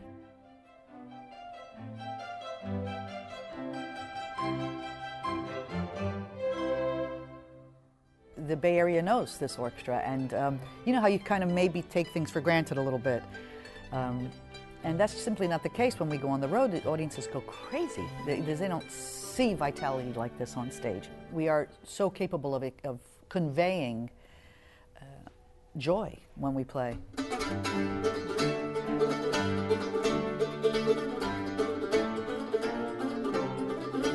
Any performance that we do and any performance that I program, there's going to be something in that program that you haven't heard before. You know, string orchestra repertoire is pretty small, and I refuse to be boxed into a small repertoire, so I constantly looking for new repertoire, commissioning new repertoire for us, and also commissioning arrangements. If you look at the first half of the program, you've got very early, young, vibrant Mendelssohn, fabulous opener. And then you've got this contemporary concerto. The concerto was written for me in the orchestra, so it's a commission, and it's written for us. It's our gift.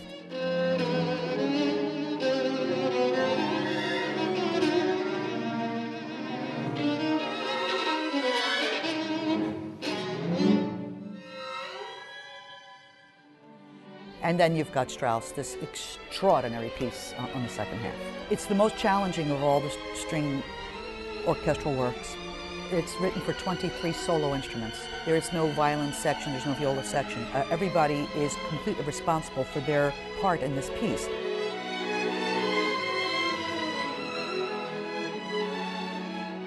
The challenge is something that I felt not only that we could do it, we absolutely could do it, but I wanted to really just show off.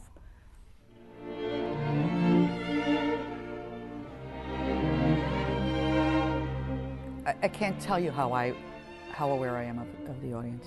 Not so much what I hear, but there are vibes that are so strong, and I've been doing this for a long time, and I kind of make them feel what I want them to feel.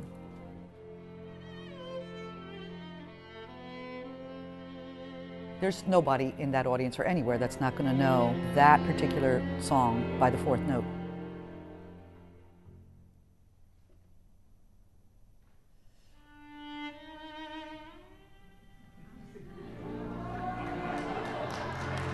And that is our encore on tour, by the way.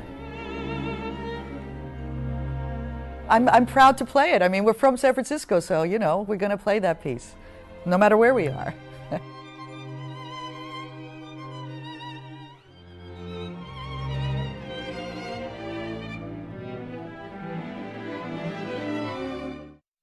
Así te darás de cuenta de si te engañas.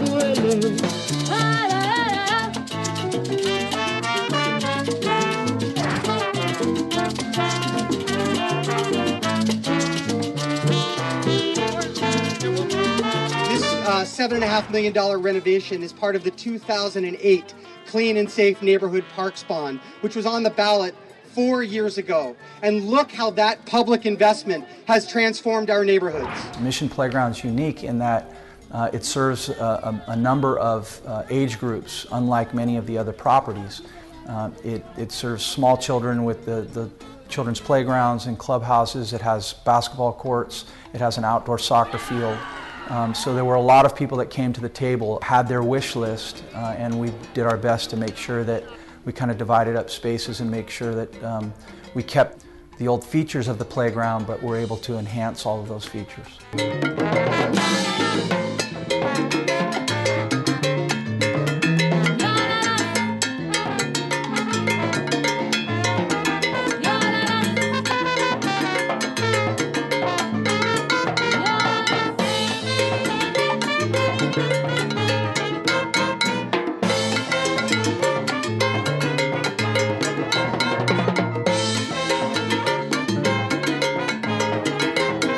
Mission Playground and the soccer fields and the basketball courts and tennis fields. It's just such a key part of this neighborhood. We want kids to be here. We want families to be here. We want people to have athletic opportunities. We're given a real responsibility to ensure that the public's money is used appropriately.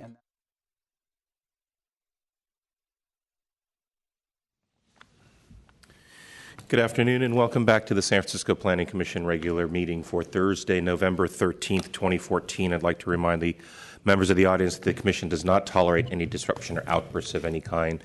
Please silence any mobile devices that may sound off during these proceedings and when speaking before the Commission. If you care to, do state your name for the record. Commissioners, we left off under your discretionary review calendar on item 13 for case number 2014.0676D at 228 17th Avenue.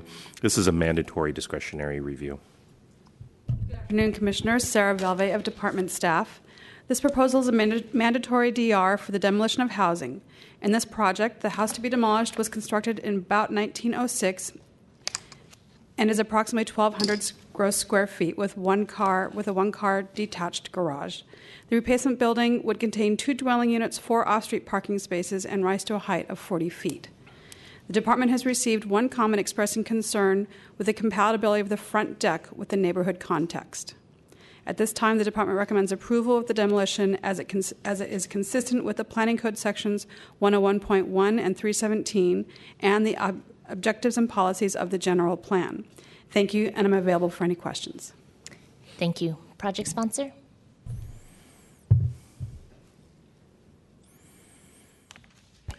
Good afternoon, Commission. Jeremy Schaub, project architect with Gabriel Ing Architects. The project before you is mandatory demolition, mandatory discretionary review for demolition of housing. The subject house was built over the course of many years, and subsequently a lot of it we believe is unpermitted, and frankly it has left it with a bit of a weird floor plan, and it has been built into the required rear yard. So instead of rehabilitating the house that's there, our client has found it's probably a better alternative to demolish the house and build 2 new family-sized units. The replacement project would be up to 40-foot height limit, 2 units per the zoning code. Each unit would be 4 bedrooms with exceeding the required open space. The bottom level is actually a basement level with 4-car parking. The main level of the the lower unit opens onto the rear yard, and then the top 2 stories are the second unit with decks on the front and rear of the top floor, which is actually the 3rd story. Looks like 4 from the street because it's actually a basement on the lower level. We had our pre-application meeting last spring. 2 neighbors came out. One of the neighbors who lives in the building next door had some concerns about some loss of privacy with the rear decks, and we actually revised our proposal to move the deck over a few feet, and he said, okay, that looks great. He has no opposition to the project as is, and Since then, we've heard from one other neighbor who I believe is here to speak as well. And we hope you support the project as is. Thank you for your time. Thank you. Opening for public comment.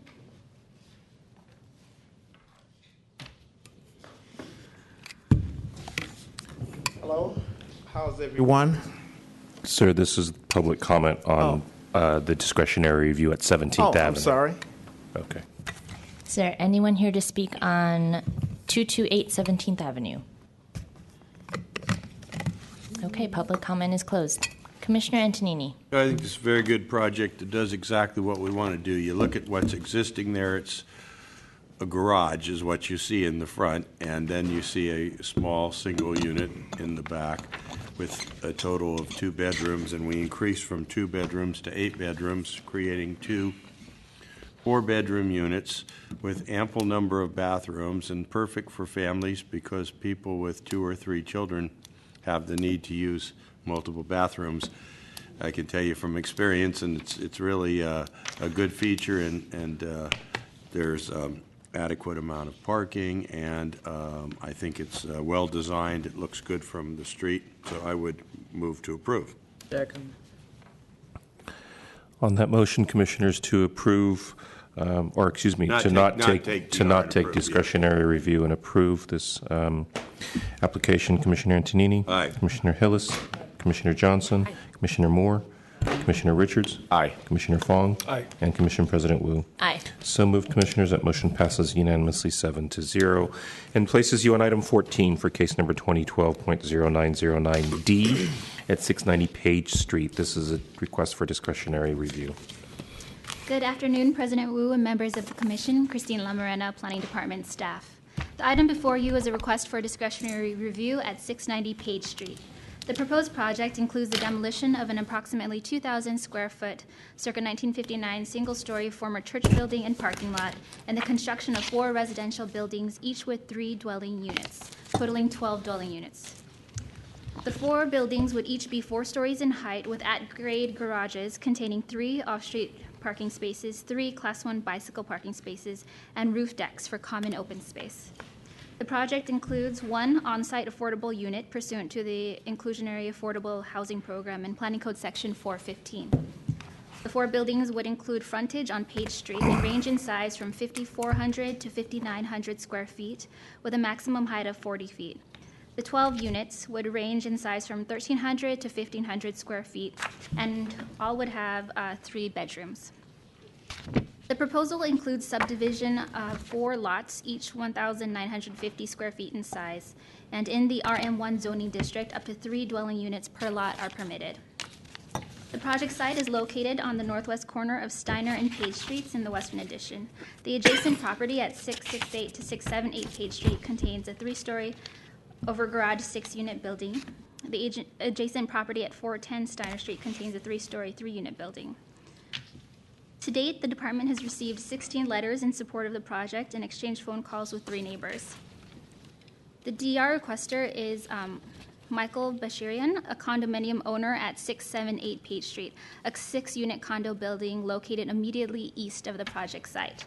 The DR requester's concerns include the following: loss of light to the DR requester and adjacent units, noise from the proposed roof decks, loss of privacy from the proposed roof deck as the DR requester lives at the top unit of the adjacent building, the project not consistent with the side spacing pattern on the north side of Page Street, and loss of access to exterior service pipes at the DR requester's building.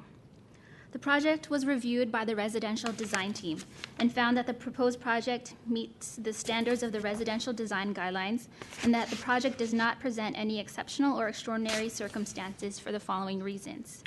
Regarding light access, the department finds that the light access is adequately provided to the DR requester's property by matching an existing light well and proposing a side setback for all upper levels of the proposal along the eastern shared property line. Regarding noise and privacy, the department finds that the proposed roof decks are not exceptionally or extraordinarily invasive to the privacy of the DR requester. Given the urban context of the project, the impact to privacy of adjacent neighbors on the block and noise generated from the use of the roof decks are not out of the ordinary or beyond what is typical for the neighborhood.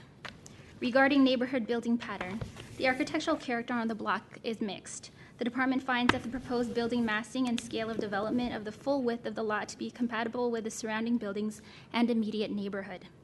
Regarding exterior service access, the DR requester's property includes a side setback of approximately 3 feet. The department finds that access to the DR requester's exterior pipes would still be possible through the existing side setback at the DR requester's property. Therefore, the department recommends that the Planning Commission not take discretionary review and approve the project as proposed for the following reasons.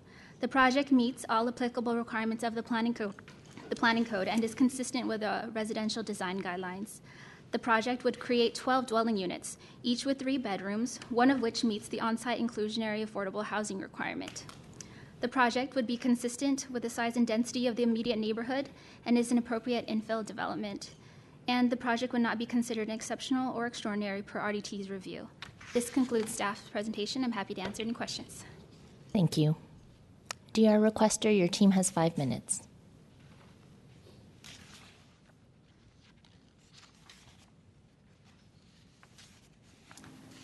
Good afternoon, Commissioner and President. So my name is Michelle Bay-Shirian. I'm the DR requester. I submitted the request in conjunction with my wife. In principle, we have no objections to building on the blighted lots, although we do question the change in usage from a church to residential. Rather, we object to the proposed design, which ignores the residential guidelines. I'm not an architect, but I can read, and I was reading through the guidelines, and I just want to put it in context, the neighborhood context. I disagree with the findings of your department on this, because it says in evaluating a project's compatibility with neighborhood character, the buildings on the same block face are analyzed. Now, with the exception of one building on the northeast corner, all buildings on the block are Victorian with defined visual character, i.e., that is compatible, siting, form, and proportions, including side spacing. Looking at the design guidelines, page 15 for side spacing, respect the existing pattern of side spacing. Side spacing is the distance between adjacent buildings. Projects must respect the existing pattern of side spacing. Now, in the DR full analysis, page 6, the checklist, the site design said that this was not applicable. I don't understand how that can be, because every building on that block has correct side spacing, consistent side spacing. So the project does not respect the existing pattern of side spacing, and the photographs I included with the DR application, lots 14, 13, 12, and 11, illustrate the side spacing of adjacent buildings. By design, the project has ignored the guideline, and the impact is on our building. Number 1, loss of light. Number 2, encouragement of privacy with the roof decks, and number 3, restriction of access to service hardware, water, waste, and furnace. Again, on page 16 of the guide, the Planning Code section 101 states one of the purposes of the Planning Code is to provide adequate light, air, privacy, and convenience of access to properties in San Francisco. I believe this development does not do that. Again, looking at the checklist and the report from your department, the design principle of building scale and form. Design the building scale and form to be compatible with that of the surrounding buildings in order to preserve neighborhood character. Now, again, the design is for contiguous buildings, not as a single building. So as a whole, the design, the scale and form is not compatible with the rest of buildings on the block. Looking at the design review checklist, I actually noticed a couple of potential errors which I'd like to bring to your attention, which I suggest the recommendation from your department not to do a DR could be reviewed. Number 1, it states that the buildings on the block of Page Street, the north block, are 3 to 5 stories in height. That's not correct. They're 3 to 4 stories in height. It says that the project meets all applicable requirements of the planning code and is consistent with residential design guidelines. That is not correct. Side spacing is not in place. Does the location of the building entrance respect the existing pattern of entrances? No, it doesn't. The design by the architect shows 3 entrances on the left, 1 entrance on the right. That's not consistent. Is the placement of the curb coordinate to maximise street parking? It says yes, but it's no. We're actually losing 2 parking spaces, and in addition, this area is now going to be under Q zone for parking, which means the street parking is going to be very limited to not only people coming into the neighbourhood to shop, but to drink and socialise. Again, on the building scale and form. Is the building form compatible with that of the surrounding buildings? Now, again, if it was a single unit, I would say yes, it is. But because it's 4 units built in contiguous fashion, I believe it isn't. The issue of the number of units that are available and the fact that one could be at lower market rent, I don't think is germane to the discussion around the discretionary review. In terms of what the guidelines say, I don't believe that this project actually follows those guidelines, and I respectfully request that you review your department's findings, review the checklist, and based on that, you do go forward and have a discretionary review on this property. Thank you. Thank you. Are there members of the public in support of the DR? Okay, seeing none, projects... Oh.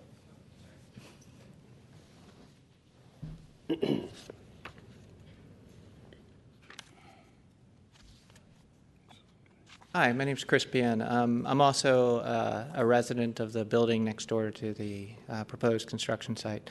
Really, I'm just reiterating a lot of what was just said.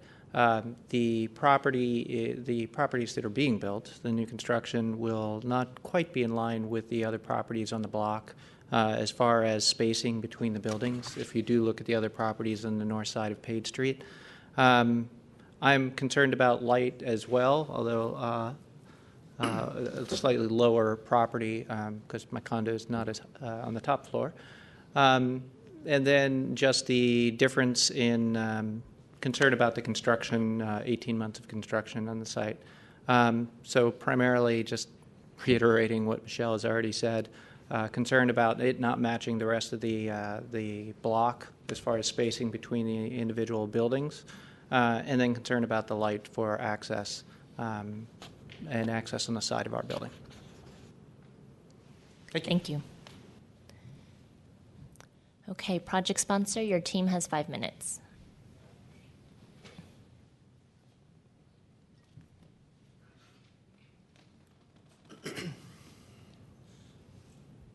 Good afternoon, President Wu, Commissioners, Mark Loper, Ruben Junius, and Rose. On behalf of the project sponsor, Paige Steiner Associates. Before we get into the details of the project, I just want to introduce the project sponsor to you. The project sponsor is a partnership between Victor Kwan and Arlene Bork.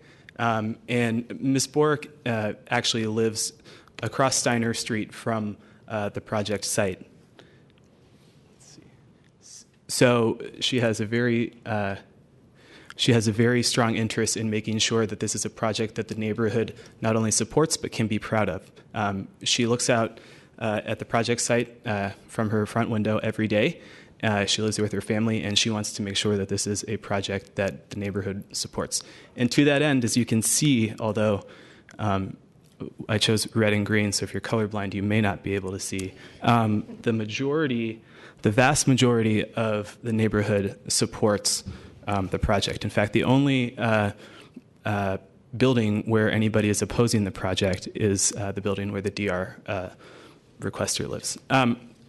Before I introduce Gary G., who's the architect, to describe some of the building design details, I just want to briefly respond to the point the DR requester raised about the being built to the side lot lines being incompatible with the neighborhood context. As planning staff discussed in their staff report, it's actually a mixed neighborhood context, particularly when it comes to being built to the side lot lines. And if we can go back to the overhead, this is an immediate neighborhood context, but you can see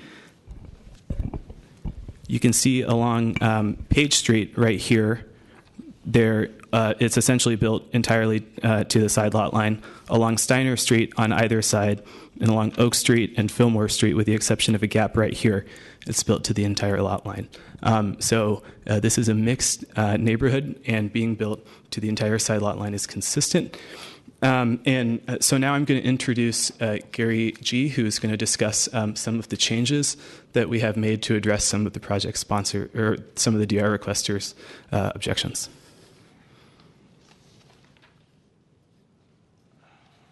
Commissioners, for the record, Gary G. Architects. As you can see from this overhead, we just divided the project into 4 lots that are 25 by 77 deep. This is the DR requester's property. And this building here is where all the changes were made.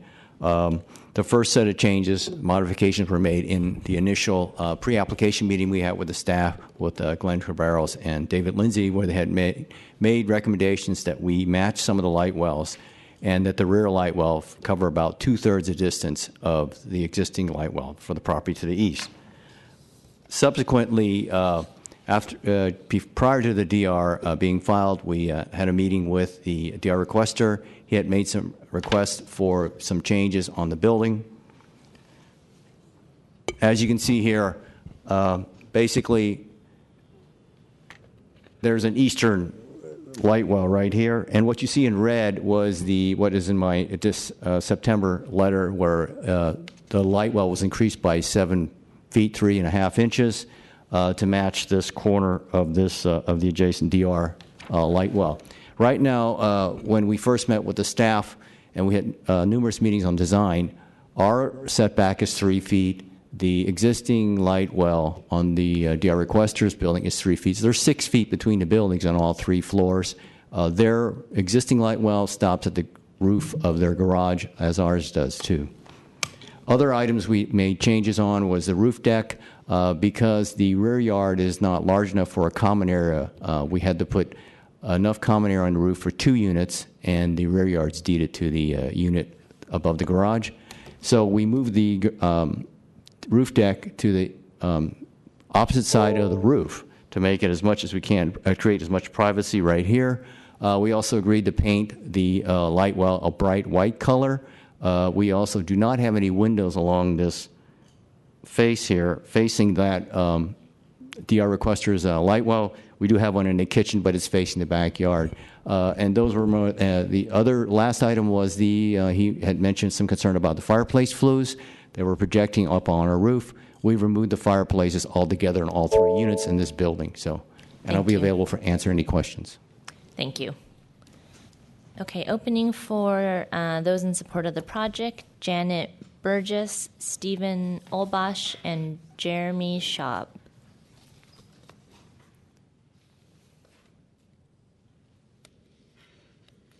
Good afternoon, Commissioners. My name is Janet Burgess. I've lived in the neighborhood for 16 years, and I do approve of this project. I think it will enhance the neighborhood to no end. Thank you very much. Thank you.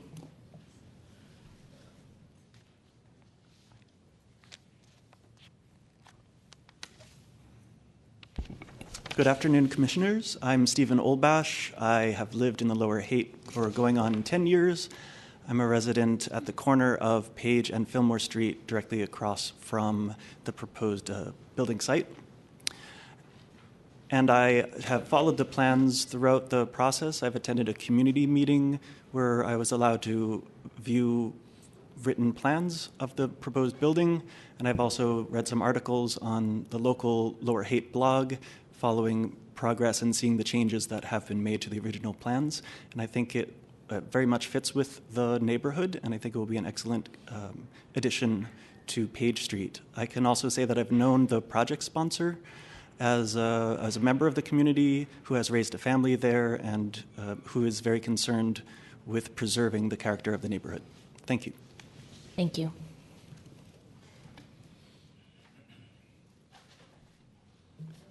Hi, Jeremy Schaub, not here as an architect, but as a neighbor. I actually live 2 blocks away from this project, and I'm really excited to see a long, not vacant lot, but from the looks of it, it's a parking lot on top of a church. It should be filled with something better. We have a housing crisis. Need to get this done as soon as we can. Thanks. Thank you. Is there additional comment? Okay, DR requester, you have a 2-minute rebuttal.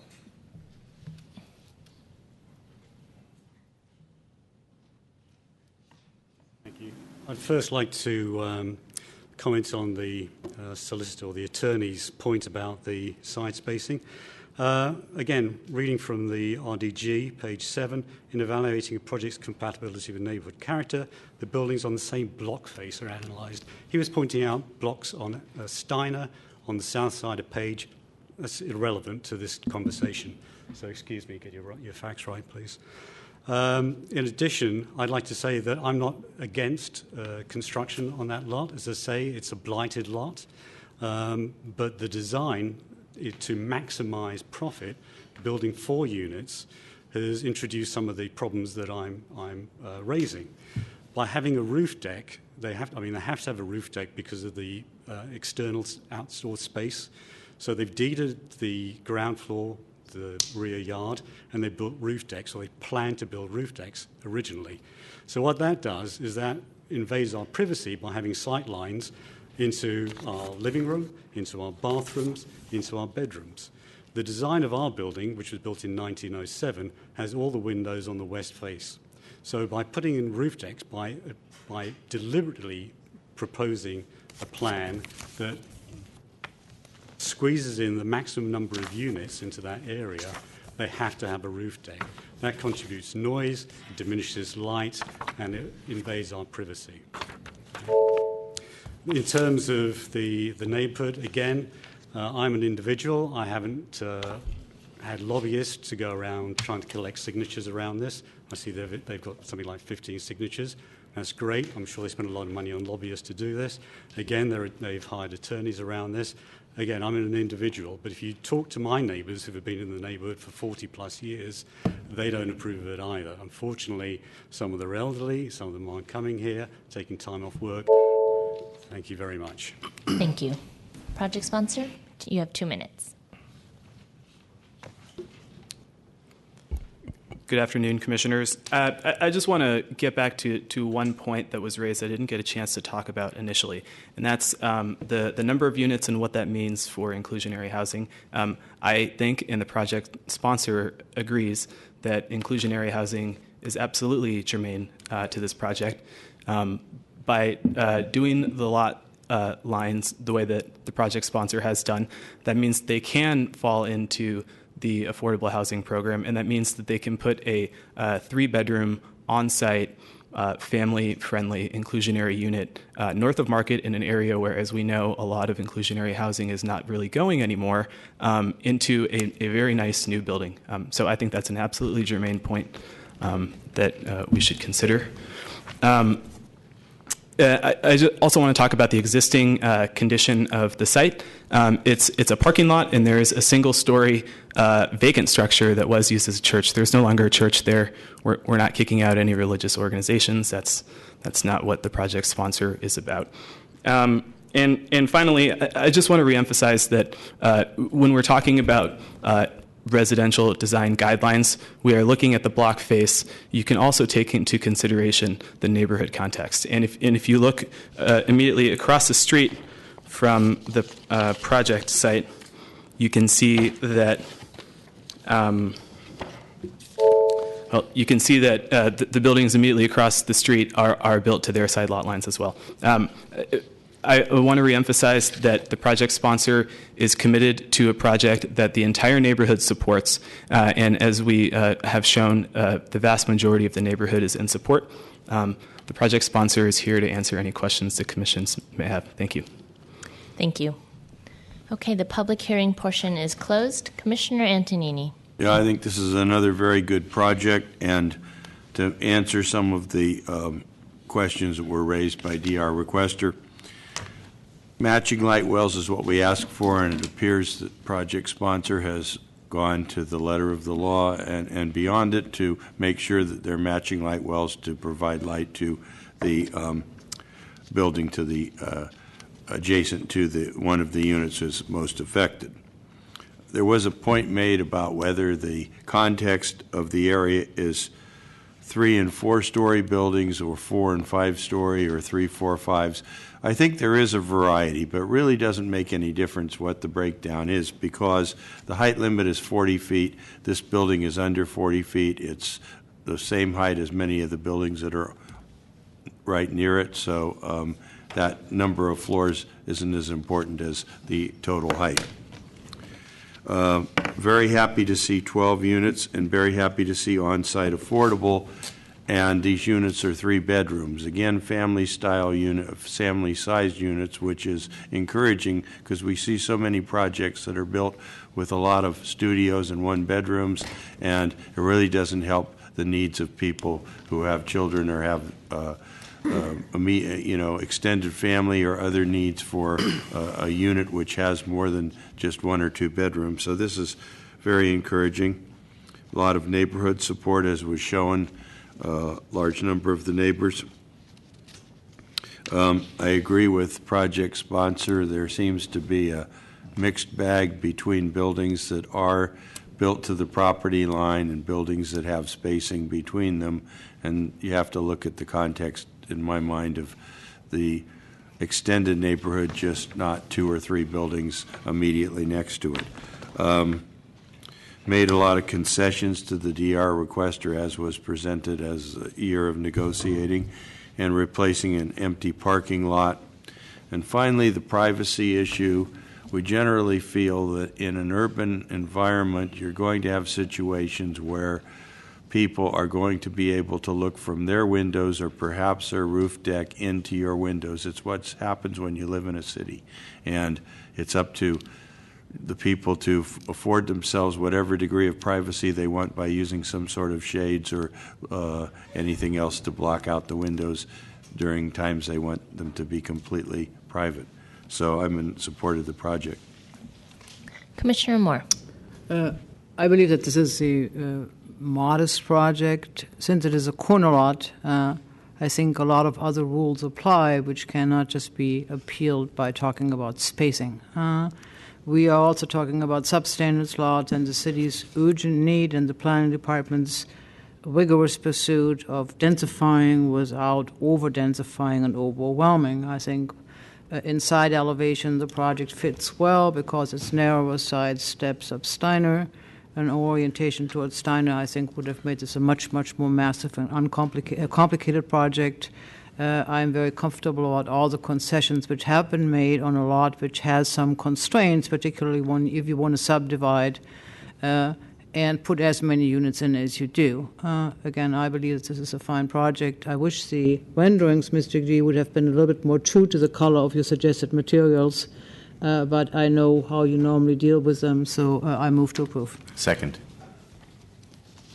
We are not taking DR, just to, I see Mr. Jonas raising his eyebrow on me. Second. We are not taking DR and approve the project as proposed. Second. Very good. Thank you, Commissioners. On that motion to not take DR and approve the project as proposed, Commissioner Antonini. Aye. Commissioner Hillis. Aye. Commissioner Johnson. Aye. Commissioner Moore. Aye. Commissioner Richards. Aye. Commissioner Fong. Aye. And Commission President Wu. Aye. So moved, Commissioners. That motion passes unanimously 7-0 and places you on general public comment, for which I do have 2 speaker cards. Mr. Harvey Lane and Evangelist Lavon.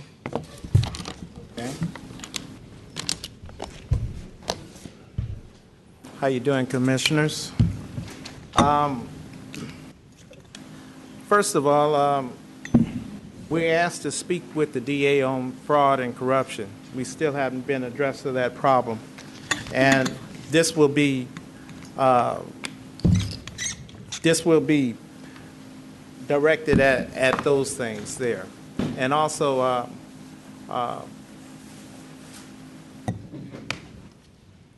Speaking about Mr. Obama, this will be really towards him. Because, see, the thing is, with fraud and corruption, you leave out a lot of people in Hunters Point and Betrayal Hill and all of that stuff on moving. And this is the problem. And also, being that I've been with San Francisco Housing for 24 years, and I'm having trouble in getting my retirement. All I have is one more year.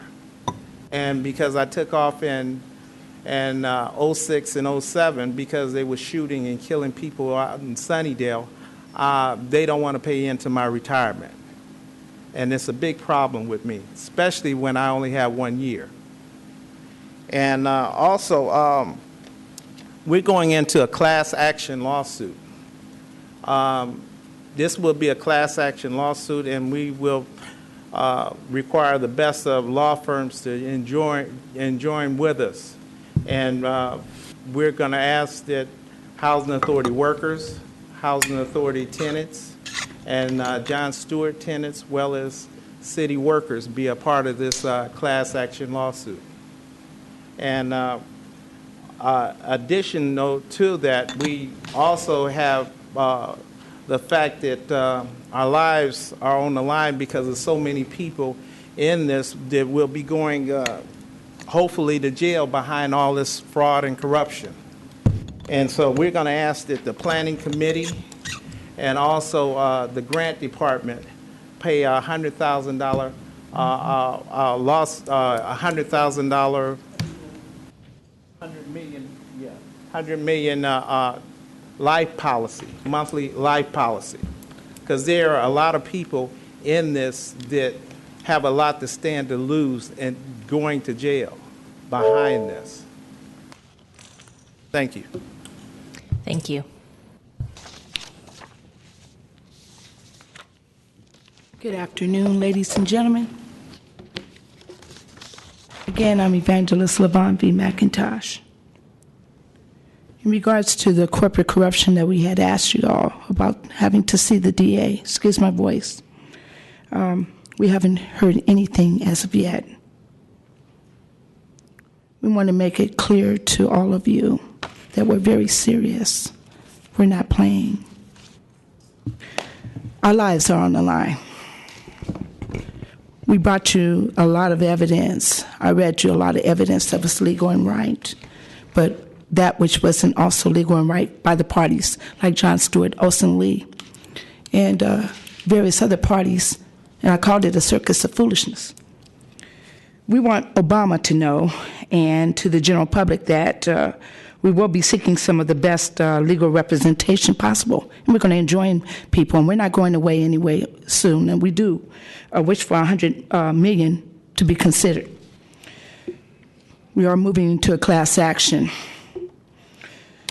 Rosa Parks citizens, senior citizens, old and new construction at 1251 Turk Street in the Western Addition. There are going to be people who probably sign up, and probably across the great expanse, dealing with John Stewart related and others who have not done right by us. We believe we are due some type of relief for the pain and suffering that we have endured. My life is on the line, just like he told you, Mr. Lane. Our lives are on the line because no one has acted to do anything. So let the games begin. Thank you. Thank you. Is there additional public comment? Okay, seeing none, public comment is closed. Meeting adjourned. Thank you.